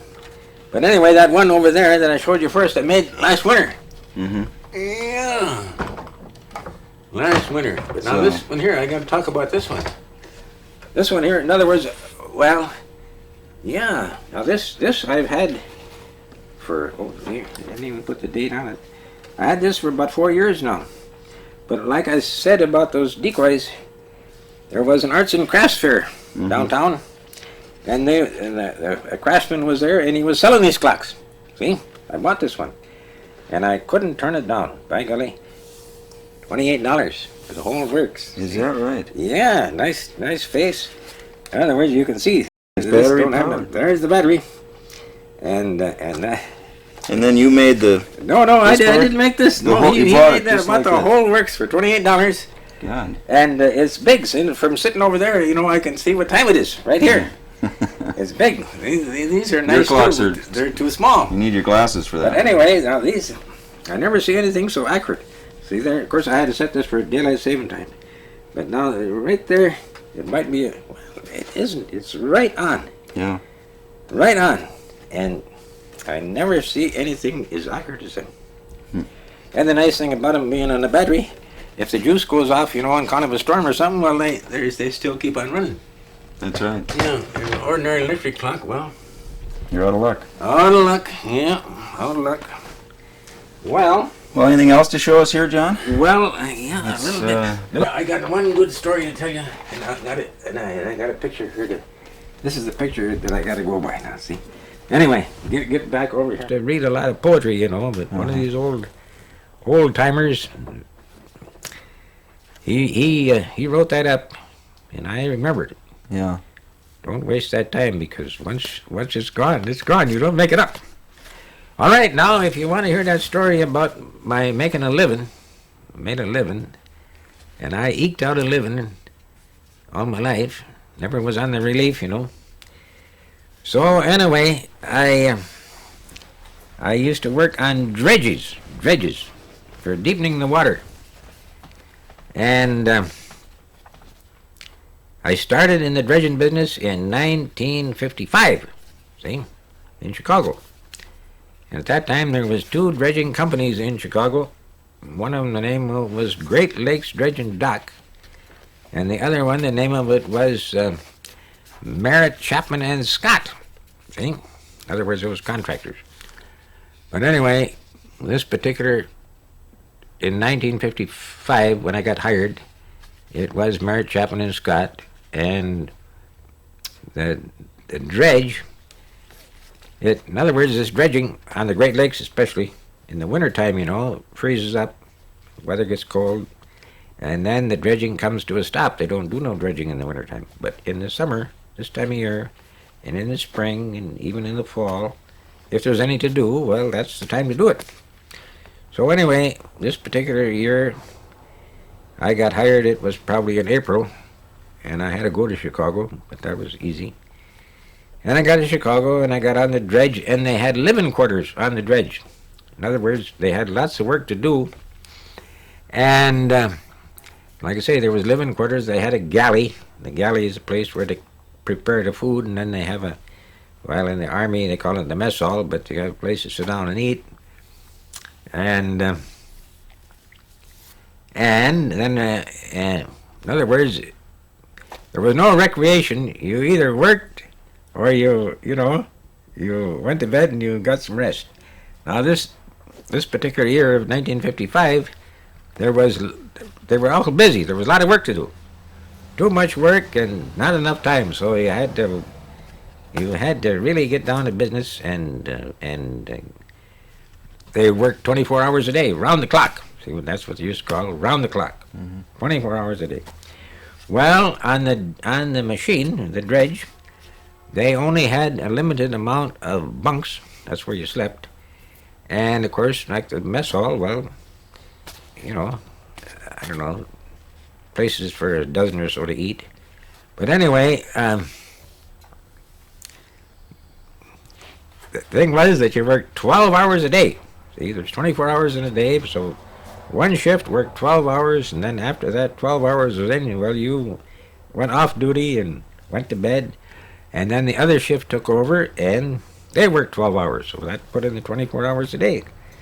So anyway, we was working in Chicago, and we got done in Chicago, and then they had another job. It was up near Milwaukee, and Milwaukee is southern Wisconsin.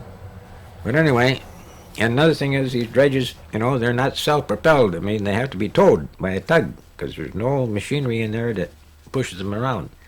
They got to be towed.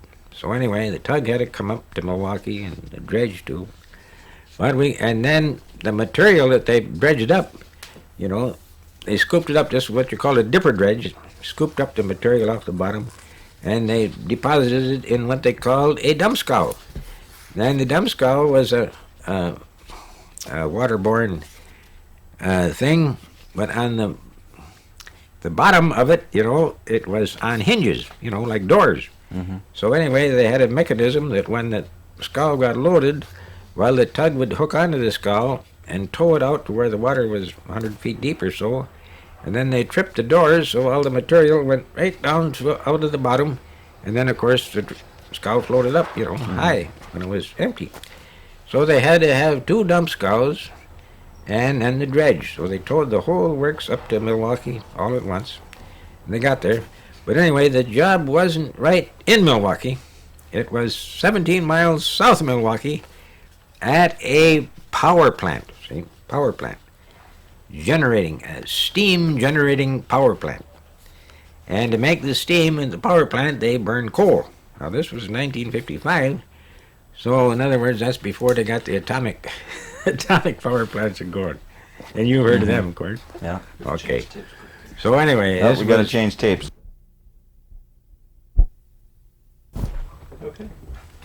Okay, now you're on. So the way the thing went, we were dredging out the water at this power plant, and like I say, they burned coal burning power plant, and in other words, they had a dock. They got all their coal in there, by boat. See, it was all boated in there, the coal. And they had a big area, and I don't know the acre. They go by acres. It probably was probably a 20-acre, spot, which was, that one side of it was a dock, and the boats would come into this dock and deposit the coal on the dock, and then of course it was burned right after that. Anyway,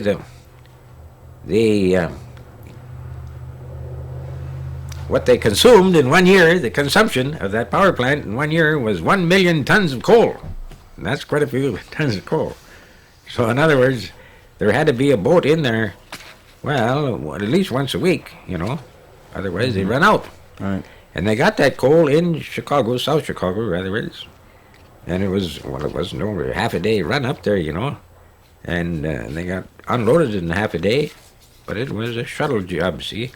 But I was baffled about, that little distance between Milwaukee and Chicago, but it was cheaper to run that coal up there by boat than it was to take it up there by rail and put it on that dock, of course. Mm-hmm. So anyway, that's the way things was. But the water had to be deepened because, in other words, these boats, they load way down. And if the water was shallow, they couldn't load that deep, so then they'd get stuck. So in other words, this was a hurry-up job. Hurry up, get her done. So anyway, they worked 24 hours a day, 2 shifts. And Sundays and all, too. Didn't even take Sunday off. Work on Sunday. But Sunday you got 2.5 days pay for on Sunday. Mm-hmm. So in other words, you kept your mouth shut. Big check. Well, anyway, things were going good. And we must have got up there around the 1st of May. And the job was pretty near done. It wasn't quite done, but it was getting close to done. And, things were looking pretty good. The only drawback was, see, with this power plant was they didn't have no breakwater. They didn't have no protection from, severe storms. In other words, when these coal boats come in there, they had to know what the weather was. But like I say, they unloaded so fast that if the weather did get bad while they were there, well, they could just hurry up and, then skidoo, see? Mm-hmm. But now this dredge affair, it didn't have wasn't self-propelled, had to rely on a tug. And then there was no breakwater, no protection from severe storms. So anyway, in case of a severe storm, they had to get the tug to tow them up to Milwaukee, which was 17 miles away. There's good protection in Milwaukee, a lot of breakwaters there. Well, as luck would have it, on the 23rd of May, and it came on at night to, 10 o'clock at night, there came an awful wind. Holy man. The wind, she blew 50 miles an hour. And from the worst direction, northeast wind, 50 miles an hour. And, of course, they were dredging away. And this wind came up unexpectedly, and, everything had to come to a screeching halt right now and get that tug and tow that dredge to Milwaukee, for safe harbor. All right. Well, in other words, the tug hooked on. It was 10 o'clock because I had to watch, when this all happened, I was on the day shift, see. I worked days. 6 o'clock at night I got off duty. Had to go on duty at 6 o'clock in the morning. But there was no place else to go but go to bed. So I was in bed. And at 10 o'clock, you couldn't stay in bed. It was too much rolling and tossing, and you just had to get on the deck. So I got on the deck. But I looked at my watch, 10 o'clock, and it was dark. So, and no moon, and wind. Man alive, the wind was screeching, If you ever been in a high wind, when the wind goes around corners, or over poles or anything like that, it makes a screeching sound. And that's what was going on, the screeching wind. And it was steady too. It wasn't no just squall, it was a steady blow. So anyway, I says, by golly, now this is pretty serious. And 17 miles to go. So all right. So the old tug, full speed ahead, and they weren't making. In other words, they had to go right into the wind, buck the wind, what they call it. And heavens to Betsy, they were hardly moving, hardly moving. Because, in other words, you could look, at what they call, take a range, on something, and you could see how there isn't much movement there, between the ranges. So I was getting kind of shaky. And the longer they towed, the bigger the sea got, see? Oh, there was some tremendous waves. Lake Michigan, is long and narrow, but I guess it's something like 600 miles long. I think it is. Anyway, by the time, the waves start at the north end, and by the time they get to the south end, well, they're accumulated pretty big.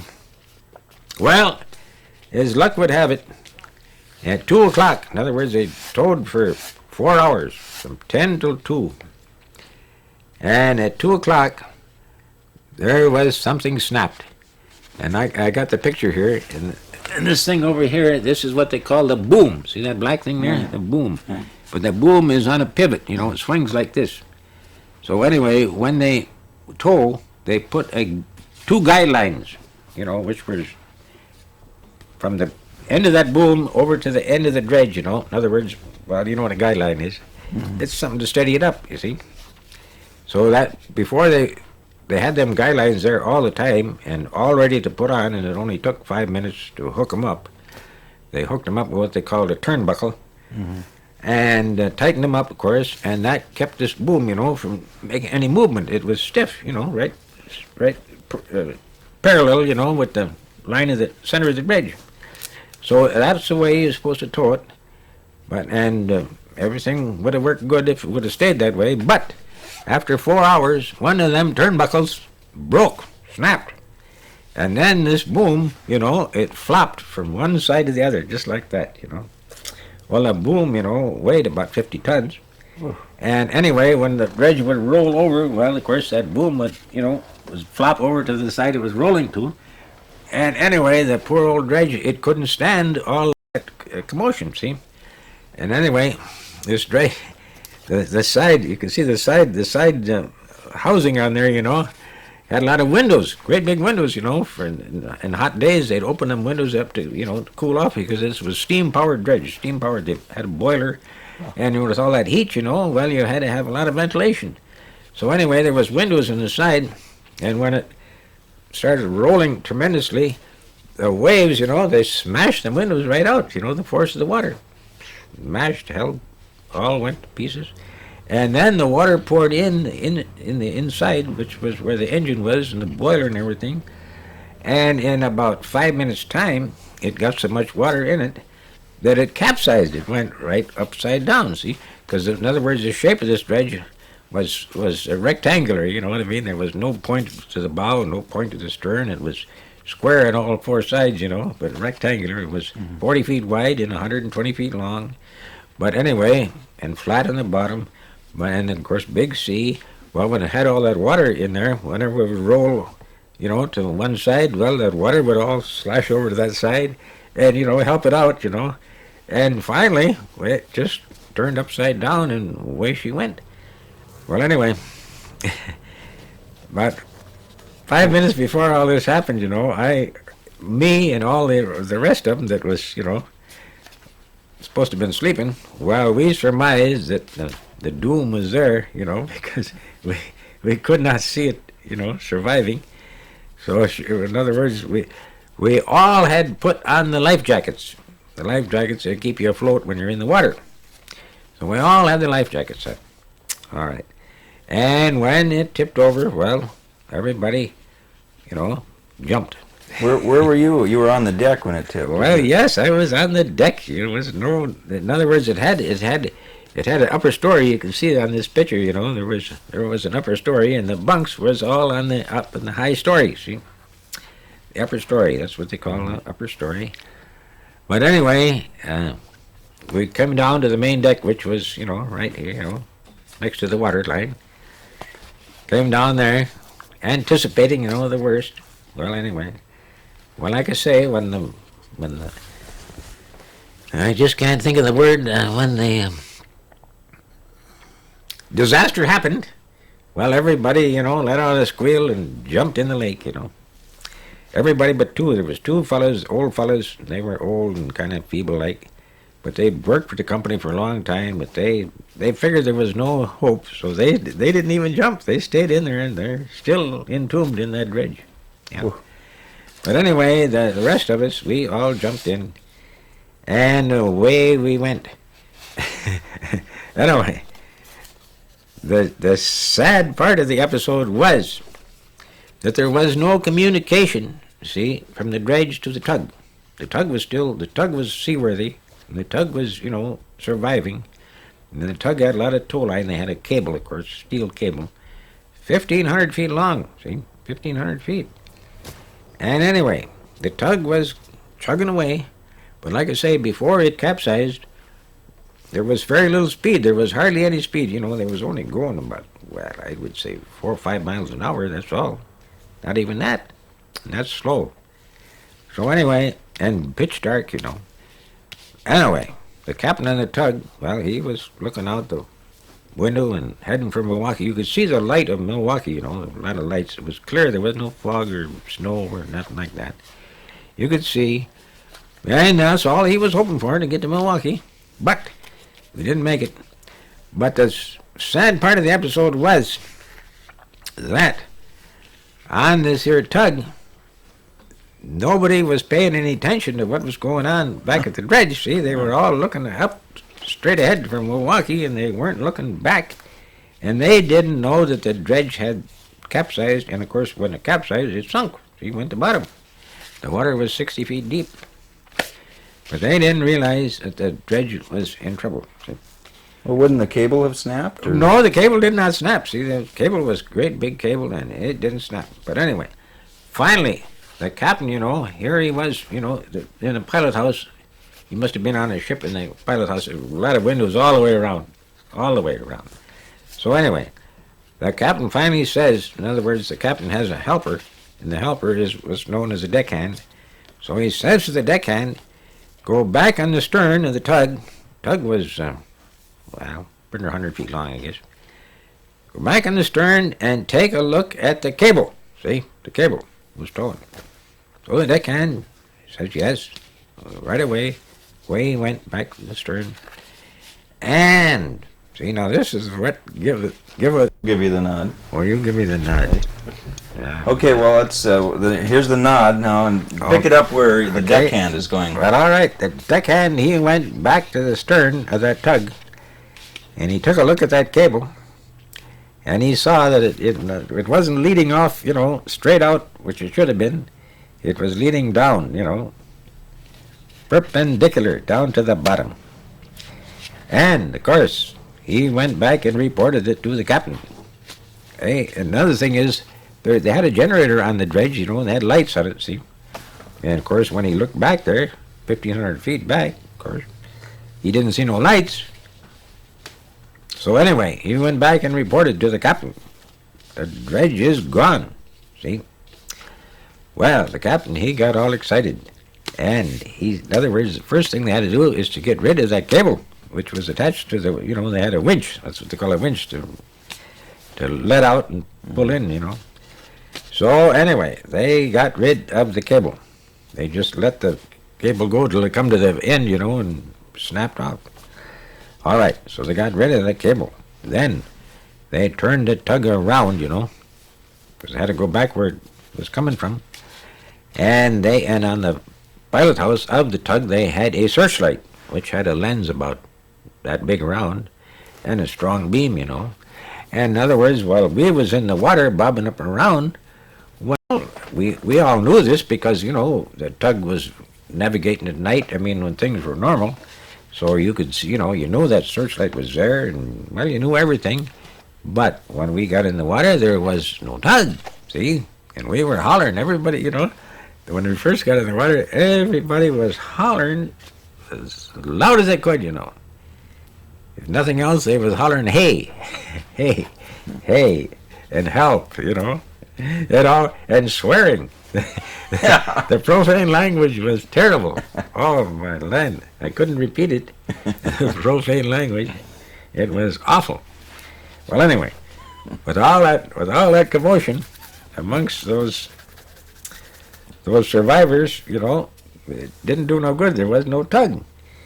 But anyway, when we was just about ready to give up hope, here we could see that searchlight coming. So then we started hollering again. Hollering again. If we had any volume left, turn up the volume. But anyway.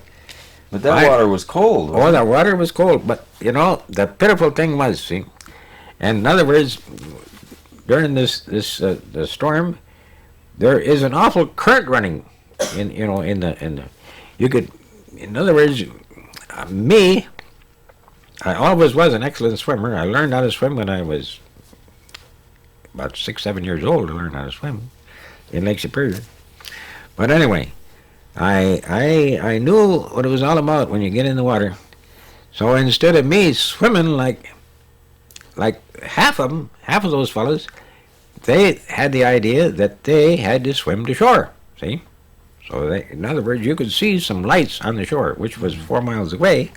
But, they figured, well, I never swam 4 miles in my life, but I'm going to do it now. So they took off with all their strength, and they were swimming toward the shore. Well, I'll even ignore that telephone. I am not even going to answer the dang thing, because I got to finish this up. So anyway, when this tug was searching, the life jackets, they were painted orange, they're orange colored, and they showed up, against that black water pretty good, see. And anyway, that you could see that searchlight, playing on the water, and from where I was to where they, in other words, when they found a fellow with that life jacket on, they had to slow down, and come to a stop, because the tug, without any tow, the tug went fast, 15 miles an hour probably. So anyway, you could see when that light stopped that they were rescuing somebody. Okay, but from where I was and where that tug was heaven's sakes, I wouldn't say a mile away, but pretty close, a long ways away. Little bitty, little bit of light down there, and we was a long ways away. Anyway, but they were start rescuing, all right, but an encouragement. Well, where I was, there was 3 of us, all in one huddle. See, it was huddled. But I wasn't doing any swimming either, because I knew, you could see them lights on the mainland, but they were a long ways away, and I knew I never swam 4 miles in my life, and I knew I'd never make it, see? And the water was cold, see? Okay. So anyway, the only hope we had was to just hover right there, hoping that the tug would see us. And another thing was, of course, our watches was all stopped. We didn't have no good waterproof watches. But we knew that sooner or later we were going to have daylight, and that would help too, see, daylight. All right. Because from 2 o'clock till the time we got daylight was, a couple hours. So here we was, hoping that tug was going to see us. Well, eventually, it kept getting closer and closer. And when it got close, we all started to holler. We quit swearing, and then we were hollering. Hey! So finally the tug saw us, and they had, on the tug, they had what they called a pike pole, which was, a big wooden rod, On the end, they had a metal thing, like this, pike pole. In other words, straight ahead you could spear something, but then this thing here, you could hook something, see? Mm-hmm. All right, pike pole. So anyway, when they got close enough, the deckhand, he would take the pike pole, and he would snag onto that life jacket, which was made out of cotton material, and, drag you over to the tug. And then, of course, there was what they called fender rails on the tug, protrusions, from the hull, so you could get something to hang on to. But I'm telling you, we'd been in that water so long that our strength gave out, See, in other words, you couldn't even clench your fist, your hands were open like that, and you tried to squeeze them up, and nothing doing. And anyway, the first guy that got out of the water, I wasn't the first one. Well, he wasn't even talking anymore. He quit talking. He was quit hollering and everything, but he was still alive, but he was pretty far gone. Mm. But they got him out, and then it come my turn, and they was hollering at me, hang on. Well, I was hanging on, But anyway, I got on that tug, and you know, I couldn't get off my knees. I couldn't even stand up. You know, I was stiff. My legs wouldn't maneuver. You know, I was just about at it. You know, in that cold water, like I say, we was in that water about an hour. You know, that's about the time it was. Because anyway, our watches was all stopped at 2 o'clock. But anyway, the captain, you know, he has to put on what you call a logbook, write down, you know, what's happened. And he said at 3 o'clock he was picking up the survivors. Okay, start back on Okay, now we'll continue. Where were we? We were just when you crawled up on the... Yeah, on the deck of that tug. You must have been damn glad to see that tug. Oh, well, I saw that tug, you know, it was about, 15 minutes or so before it got up to us, you know. But we had hopes anyway, we was hoping. But it did find us, you know. Give it credit for that. They weren't going to pass us up, you know. So anyway, but I couldn't stand up at all. Crawl was the best I could do. All fours. On all fours. Anyway, there was a diesel engine in that tug, and you automatically knew that if you got down where that engine was, well, it's always hot around there. So boy, oh boy, I got to the right channel, and I got down by that engine room, and then got some heat, because heat was the main thing you wanted. You wanted some heat. So all right, got warmed up. But the pitiful thing was that on my way down there, and after I got there, well, there was fellas, that didn't have no life in them, they were just dead as a doornail. And of course, I saw them fellas there, and boy, I shook my head. I says, they're gone, which they were. Well, anyway, and the captain, he's kept searching out there, because like I say, there was 2 fellas that never got out of the dredge. They went down with it, no doubt about it. And he kept searching until broad daylight, see. Then he gave up, and he took us into Milwaukee. And how many were thrown into the water, and how many survived? Well, there was 7. See, yeah. Oh no, altogether. See, there was 19 on it. So 2 from 19 is 17. See, 17. There was 17 men thrown in the water. And out of the 17 men, there was 10 survivors and 9 lost. See, lost. That included the 2 that were still in the dredge, too. Yeah. But anyway, we survived, and we got dried out, and then, of course, in other words, the dredge is still on the bottom. They never salvaged it or nothing. It's still there. And then I came home to Bayfield, and I was unemployed. Well, I mean, as far as dredging is concerned, I was unemployed, but I worked around here, But anyway, then in August, this happened in May, and in August, that company that I would work for, they had another rig that had been someplace else, and they sent that rig to Milwaukee to finish this job. So they called me back, see? So I went back. You went back on that trip? Oh yeah, but anyway, this was a different kind of rig. You did not live on this rig. You lived on shore, see, in a hotel or motel. And in other words, the company had to have a van, transportation, and when the time come to go to work, they picked you up and you took you to work. And when your time come to end your shift, well, they took you. Yeah. You was transported back and forth, see. So you never thought after that experience of staying off the water? No, I went back. I was a diehard. I went back, But anyway, you didn't even think twice about it? Oh yeah, but I mean, it was you made a good living. Like I say, in those days, my take-home pay when I worked in that dredge was $250 a week. See, that was my take-home pay, without the after the deductions, and you couldn't make that around here. So it was a good paying job, and actually, I suppose I might as well answer that blooming telephone. All right, go ahead. Okay. Right now? Yeah. Well, that is the picture of the rig that I was working on. See? The rig. Sorry I haven't got a better one, but it's better than nothing. Pretty big rig. Oh yeah, like I say, it was 60 feet wide, 40 feet wide. and 120 feet long.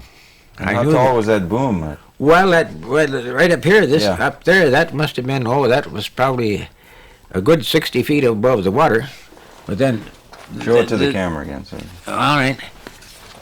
This here is what they call the A-frame. Because it had a line right down there, a cable to hold that boom. See, this black thing was at the boom. Right. And then this other thing that went crossways, that's what you called the dipper. The dipper, it was a dipper dredge, see, dipper. Right.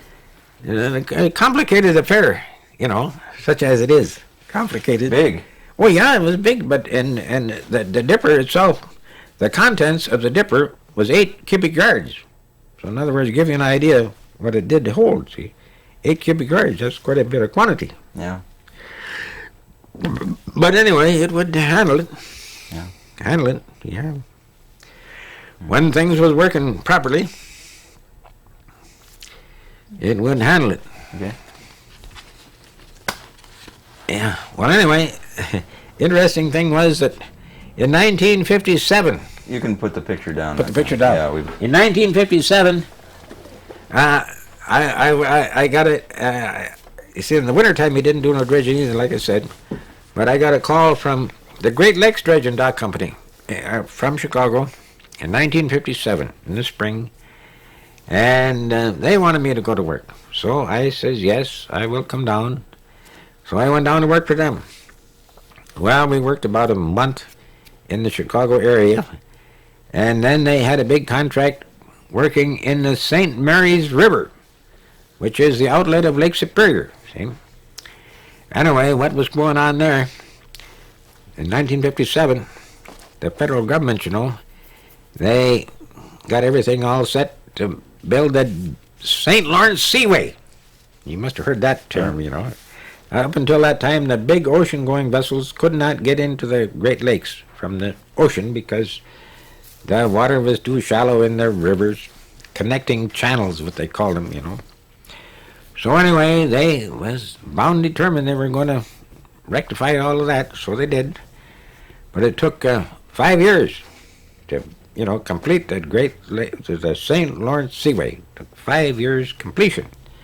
But anyway, the place I worked was the outlet of Lake Superior, which is known as the St. Mary's River. You never been down there in that area? No. Well, that's in upper Michigan, between Michigan and Canada, In other words, I got this one. I got a good old map of Lake Superior right here. Oh, yeah. See, and it's right down here in the this is the eastern end of Lake Superior. Where we are now, it's up in the western end, right there, where that finger is. But the eastern end of Lake Superior is right there. And that's where the water flows out of Lake Superior and goes down the river. And up until that time, I didn't know much about Whitefish Bay. Whitefish Bay, you betcha, and Whitefish Point, and St. Mary's River. Anyway, from there is a difference, Lake Superior is 22 feet higher than Lake Huron. In other words, the water comes out of Lake Superior, and then it flows out of that river into Lake Huron, see? But there is 22 feet difference between. So right there in this city, in that river, the name of that city is Sault Ste. Marie, which is a French job. And they have what they call locks there, locks. The boat goes in the locks, and then they shut the gates. And there's 2 gates, one in the back of the boat and one in front of the gate. But they shut the gates, and then in the bottom, where the boat is standing, is still, is tied up. In the bottom of this affair, they have holes, or what they call tunnels. So they open up the valves in them tunnels, and then the water gravitates out of this lock, and when it all level with the water that's in front, the front of the bow, then they open up that gate that's in front of the boat, and then the boat lets go of the lines and starts up the engine, and they sail out of there. The water is held back by that other gate, in back of them that's closed, see? Well, then, after that boat comes out, then there might be another one that wants to come, up. See, in other words, the other opposite direction. And so he'll go into that same lock, see, when the water is down, Then they have to close the gate in back of him. And then they have to open up them valves in the bottom. And then the water from the, the high lake, Lake Superior, it, rushes in there until it fills up to the right level. And then they open up the other gate, out he goes. In other words, it's a step affair, see? Right. And from Lake Superior to Lake Huron, they only have to go through one lock. But from Lake Erie to Lake Ontario, they have to go through 5 locks, see? Because you've heard of Niagara Falls, that's where Niagara Falls is. And Niagara Falls is 175 feet high, I think, something like that. There's that much difference, see?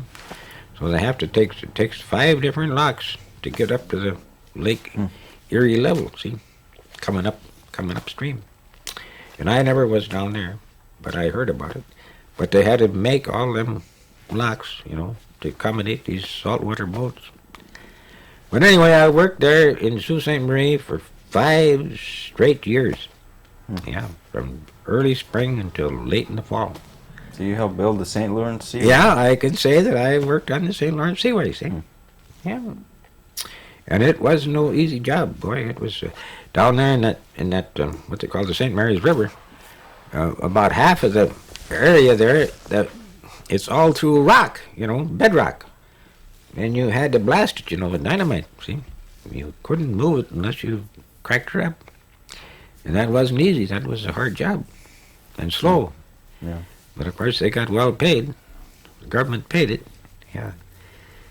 Yeah. And then after the seaway was completed, then they decided that one of these, in other words, there was 4 locks there originally, The first lock they built there was in 1855, because they had a big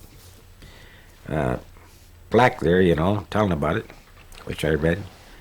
But anyway, they had to build a new lock, a modern lock. And that lock had to be 1,000 feet long and 110 feet wide and 32 feet deep, see? So what did they do? In other words, the space there is limited because that's right on the border between the U.S. and Canada.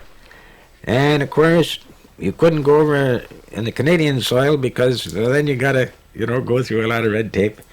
So, in other words, the Americans, they studied it out, So what did they do? They took the oldest lock, the one that was there the longest, for 100 years, and they decided to remodel that one.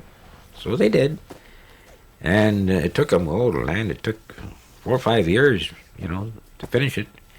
But they tore out that old lock completely, of course, and put in a brand new one. And now the dimensions of the brand new one is they'll accommodate a vessel that's 1,000 feet long and 110 feet wide. And, of course, the water in the place is 32 feet deep. See? So that was an awful project. God. But they got it done. So, then right after that, then the American steel companies, and their ore boats, up until that time, the ore boats was 730 feet long. That was as long as they could have them because, they couldn't get through the lock. So right after they finished this ultra-modern lock, then the steel companies built boats that was 1,000 feet long and 105 feet wide. Big as they could fit. Big as they could make them, see? Yeah. Well, when that happened now, up until this time that this happened, there was 300 ore vessels sailing on the lakes. 300, mind you. And, of course, there was about a crew of about 36 men on each one of these vessels. Well, in other words, another thing was that most of them vessels, they were steam-powered, see? Steam. Because in the old days, the steam was the best power. Well, in the meantime, they had perfected the diesel engines, for great big ones, really perfected them. So now when they built these ultra-modern 1,000-footers, they call them, they don't have no more steam power. It's diesel power, see? And by diesel power, they cut down the size of the crew. Now they only got about 28 men on them, see? Cut down the size. Yeah. Oh, yeah. And then, of course, by one of these 1,000-footers will haul as much as 3 of those conventional ones, see? So in other words, they scrapped most of the 90% of them conventional steamers. They scrapped already, and now there's only about 50 of those 1,000-footers running. See? Right. Yeah. So that. Did you ever work on those ore boats? Yeah, I worked on them, the old timers, not on the 1,000-footers, new ones. but I worked on the old, the 700. The ones I went on were 600 feet. See? Yeah. More than 700 feet. Yeah, I worked on them for 3 years. But anyway, they were all steam, see?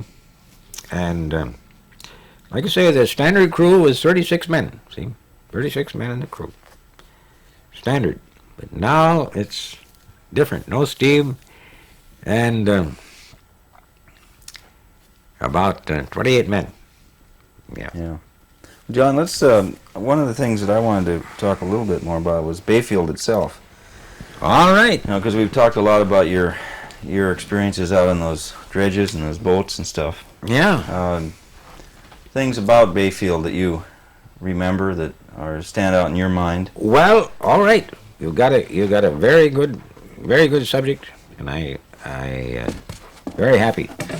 But anyway, I have noticed, there's so much of a change in the lifestyle of Bayfield. The general, like I say, the principle of the whole thing. And well, it's all for the better. I'm not finding any fault. I'm not running it down. But in the old days, well, there was very few people had their own car. You know what I mean? We didn't have no car until 1934. And, walking was a standard procedure. Sidewalks, you can still see the sidewalks around here, but that's what the sidewalks is for, to walk on, But heavens, where I live, I walk to that post office once a day or twice a day, every day, 4 seasons a year, to get the mail. See, there's no mail delivery here. You got to go down and get your own mail. But that was a common thing to walk to that post office without any strain. It was a daily procedure. Go to the post office, get the mail on foot. Well, now, my goodness sakes, if anybody says walk down and get the mail, that's it's drive down to get the mail. See, you drive all over. And the same thing with the groceries. Remember I said about them decoys that I made for that old fellow that ran the store? Mm-hmm. Well, heavens, walk down for the groceries. See, it was so much different. It was, and even old people. Like I say, I was young in those days, but I mean, in those days you'd see old people with a cane, hoofing her down there to get their groceries. See, yeah, it was so shaky they had to have a cane to steady them up. But it was just the way the lifestyle was. No, and of course there was no taxi business in Bayfield either at that time.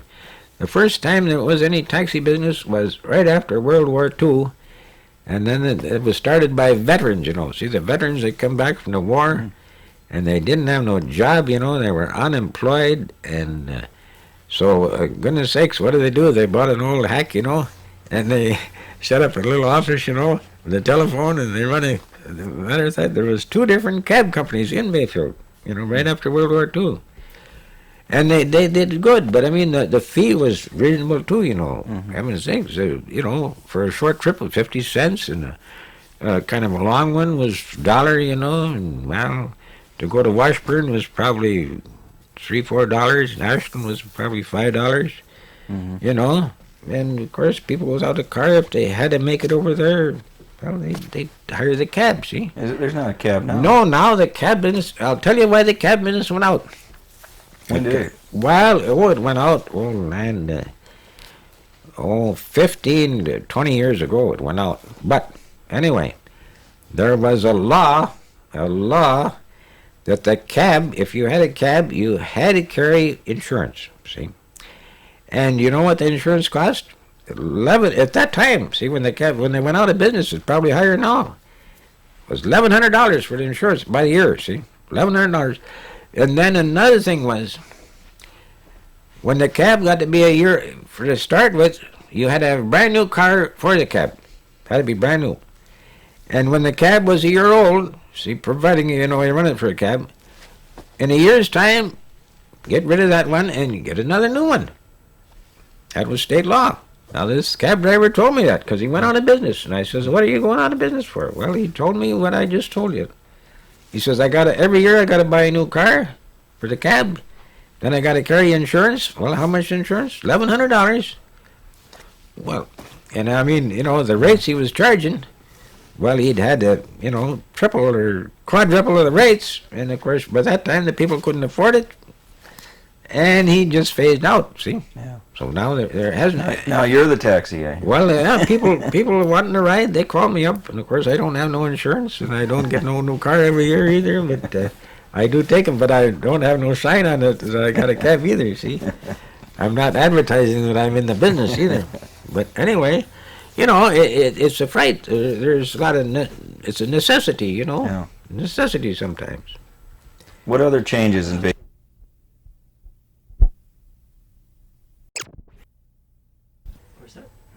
Okay, what other changes, John, do you see in Bayfield? Well, there is a lot of change in the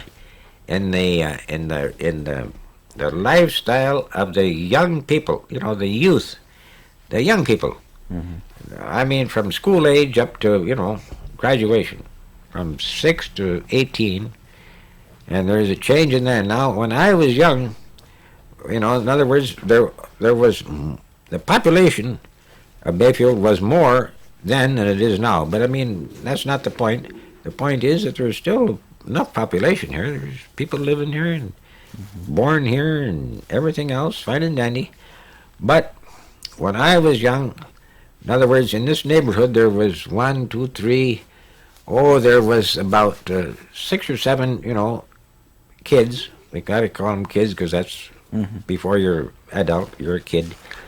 Anyway, in this block, there was 6 or 7 or 8, kids. Okay. Now, anyways, when the last meal in the evening, that's what we used to call supper. Now they can call it anything, dinner, lunch, or brunch, or anything. But anyway,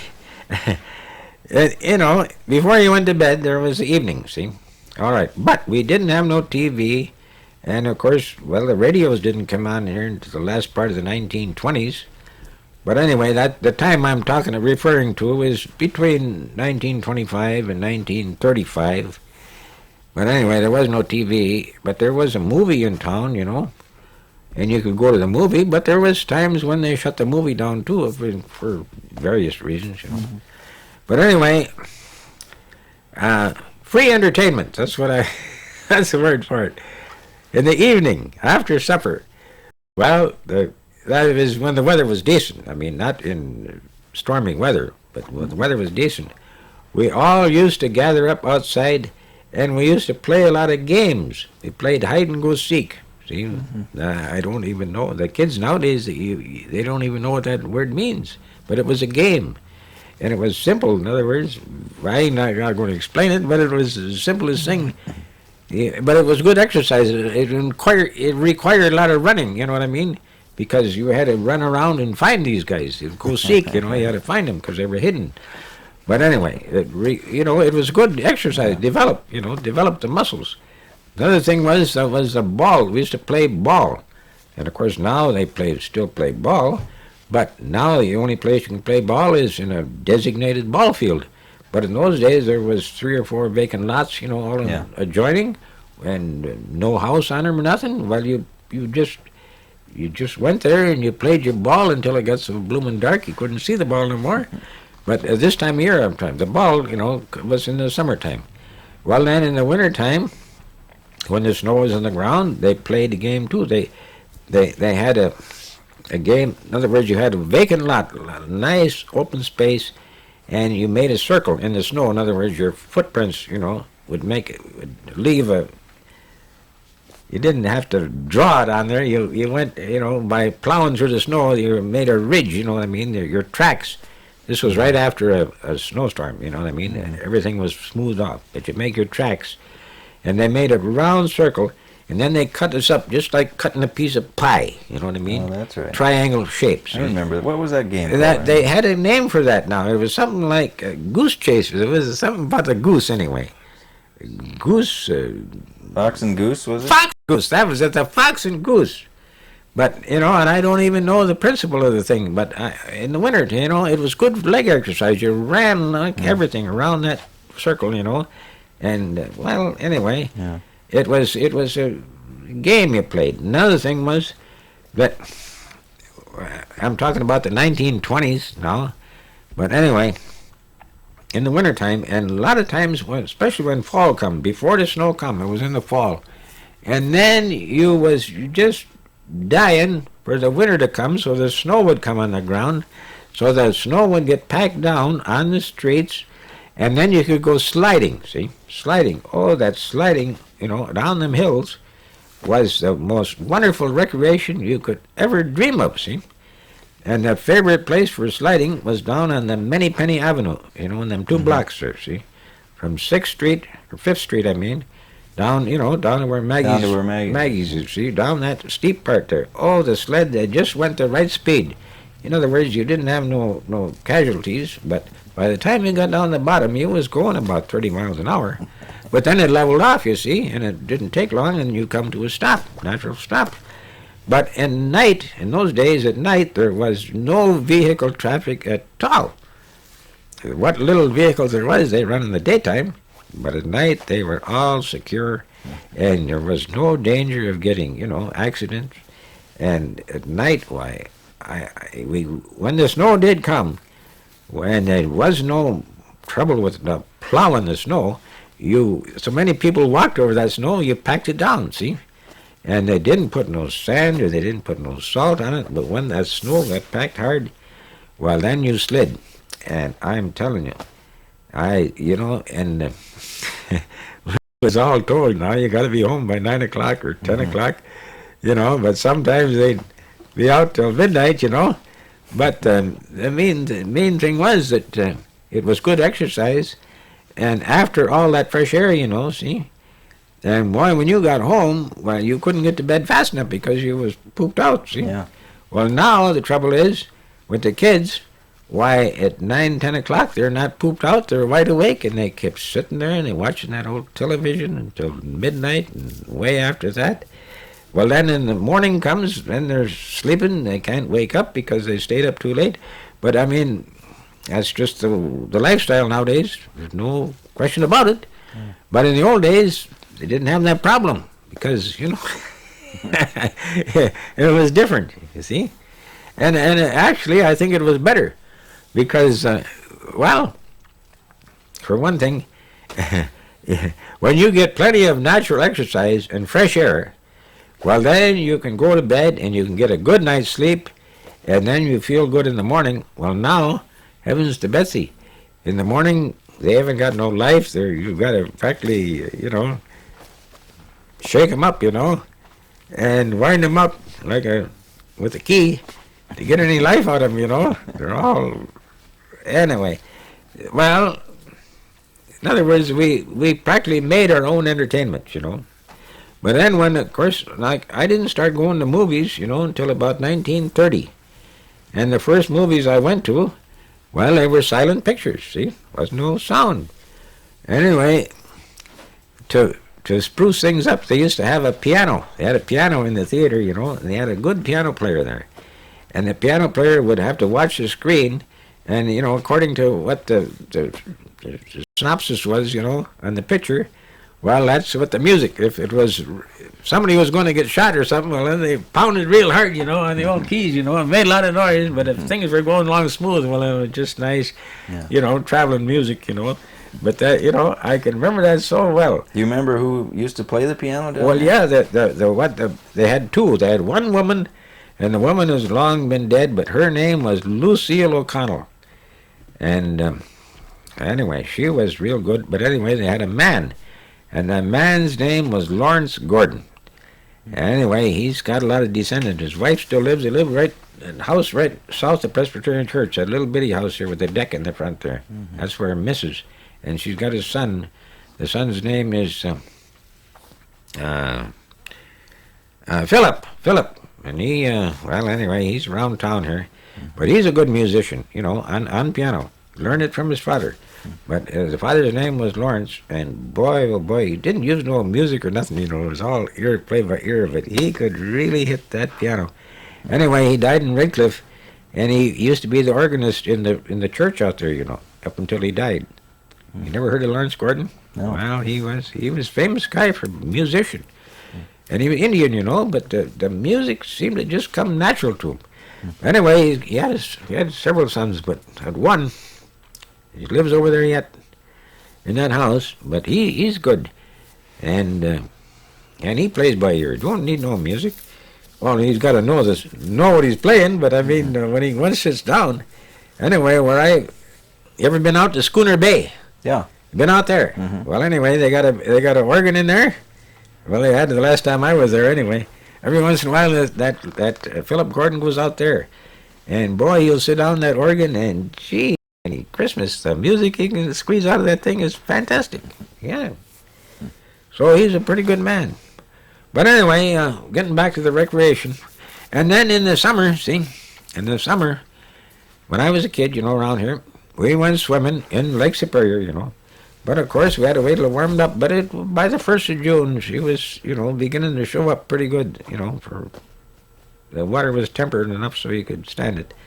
But the city dock, which was, the city dock right on the end of Rittenhouse there out in the lake, well, of course it wasn't never the size it is now, but it ran out there about 400 feet, straight out. There was no no finger piers or nothing, it was straight out, and wood all the way through. But go down there with a swimming suit on this time of year and dive off in that dock, and there wasn't a single sailboat around here in them days. Not one. All the boats, there was around the pleasure boats, the commercial boats, they had an engine. There was no diesels around then. There were gas engines, gas power. But no sailboats, period. Those days, if you talk sailboat, well, there was something wrong with you, see? You had to have a power boat. You betcha. But anyway, there was so few boats, tied or coming in or going out of the docks. There was 2 ferry boats, yeah. But heavens, they only run about 2 trips a day, to the Madeline Island. So you didn't have to worry about them. But you would swim and dive on either side of that city dock, and that was the lifestyle of the kids. Yeah. Well, of course, around the sand beaches, wherever there is any sand, well, that's where the little, toddlers would go. But, I mean, teenagers, well, they had to swim off in the dock, Yeah. But that was a pastime, see? But anyway, most of the time you didn't swim until after noon, after 12 o'clock noon, because in the morning you was probably employed, picking berries, see? Because there's pretty good berry crop, strawberries and raspberries. So, in other words, especially this time of year, in the morning, well, you had to go to them fields and do your berry picking. In them days, you got 1 cent a quart. That was your pea. Now you get 25, 35 cents a quart. But Do anyway, the kids today still go out and pick berries? who? Do the kids in town? No, you still? can't get the kids to pick anymore. It has to be adults. Grown people. The kids, they won't. It's too hard work. You take a kid about 12 years old up there to the berry patch. Oh my land! Get down on my knees and pick them blooming old berries.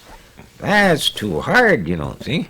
But you go up there now and there's, full-grown adults up there picking, but no kids. Mm-hmm.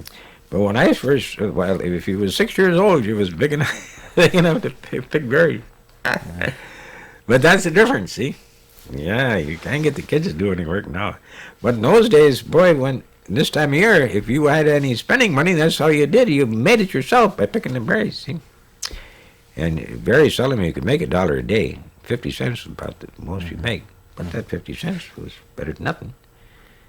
But that's the way it used to be. Yeah, but then we was always sad when school started. School started the day after Labor Day. The old days, it was always, in September, it was the first Monday in September was Labor Day, and then the day after, school started. Everybody had a long face then because, you had 9 months ahead of you. Yeah. Well, I would guess kids still are, in that way, they're still the same. Oh, yeah, that way they're still the same. Yeah. Yeah, you bet. But Well, we got by. We better quit and let you go off to Yeah, your it's about taxi 12:30 service. now. I gotta go out and take care of that one old guy 2 miles out in the country there. Oh, God. Now, do they call you often? And Well, no, there's some days when I don't get it. you're just doing this as a favor. Though. Yeah, I just do it for favor. Yeah, That's right. that's right. You don't have the meter running. No, I don't have no meter. No. But anyway, Well, thanks for talking with us again, John. yeah, this fellow that wants the favors, he don't have no cars, so when you got to have a heart for him, when you got to put yourself in a position where, in other words, you got to put yourself, if you was in his position, see, then you'd want somebody to do you that favor too. You got to have it. You got to look at it both ways. He's not as fortunate as you are, so. Well, that's the good thing about a small town. The too, isn't it? unfortunates. The unfortunate. You guys take care of each other. Well, yeah. Yeah, you got to take care of the unfortunates. Well, let's call.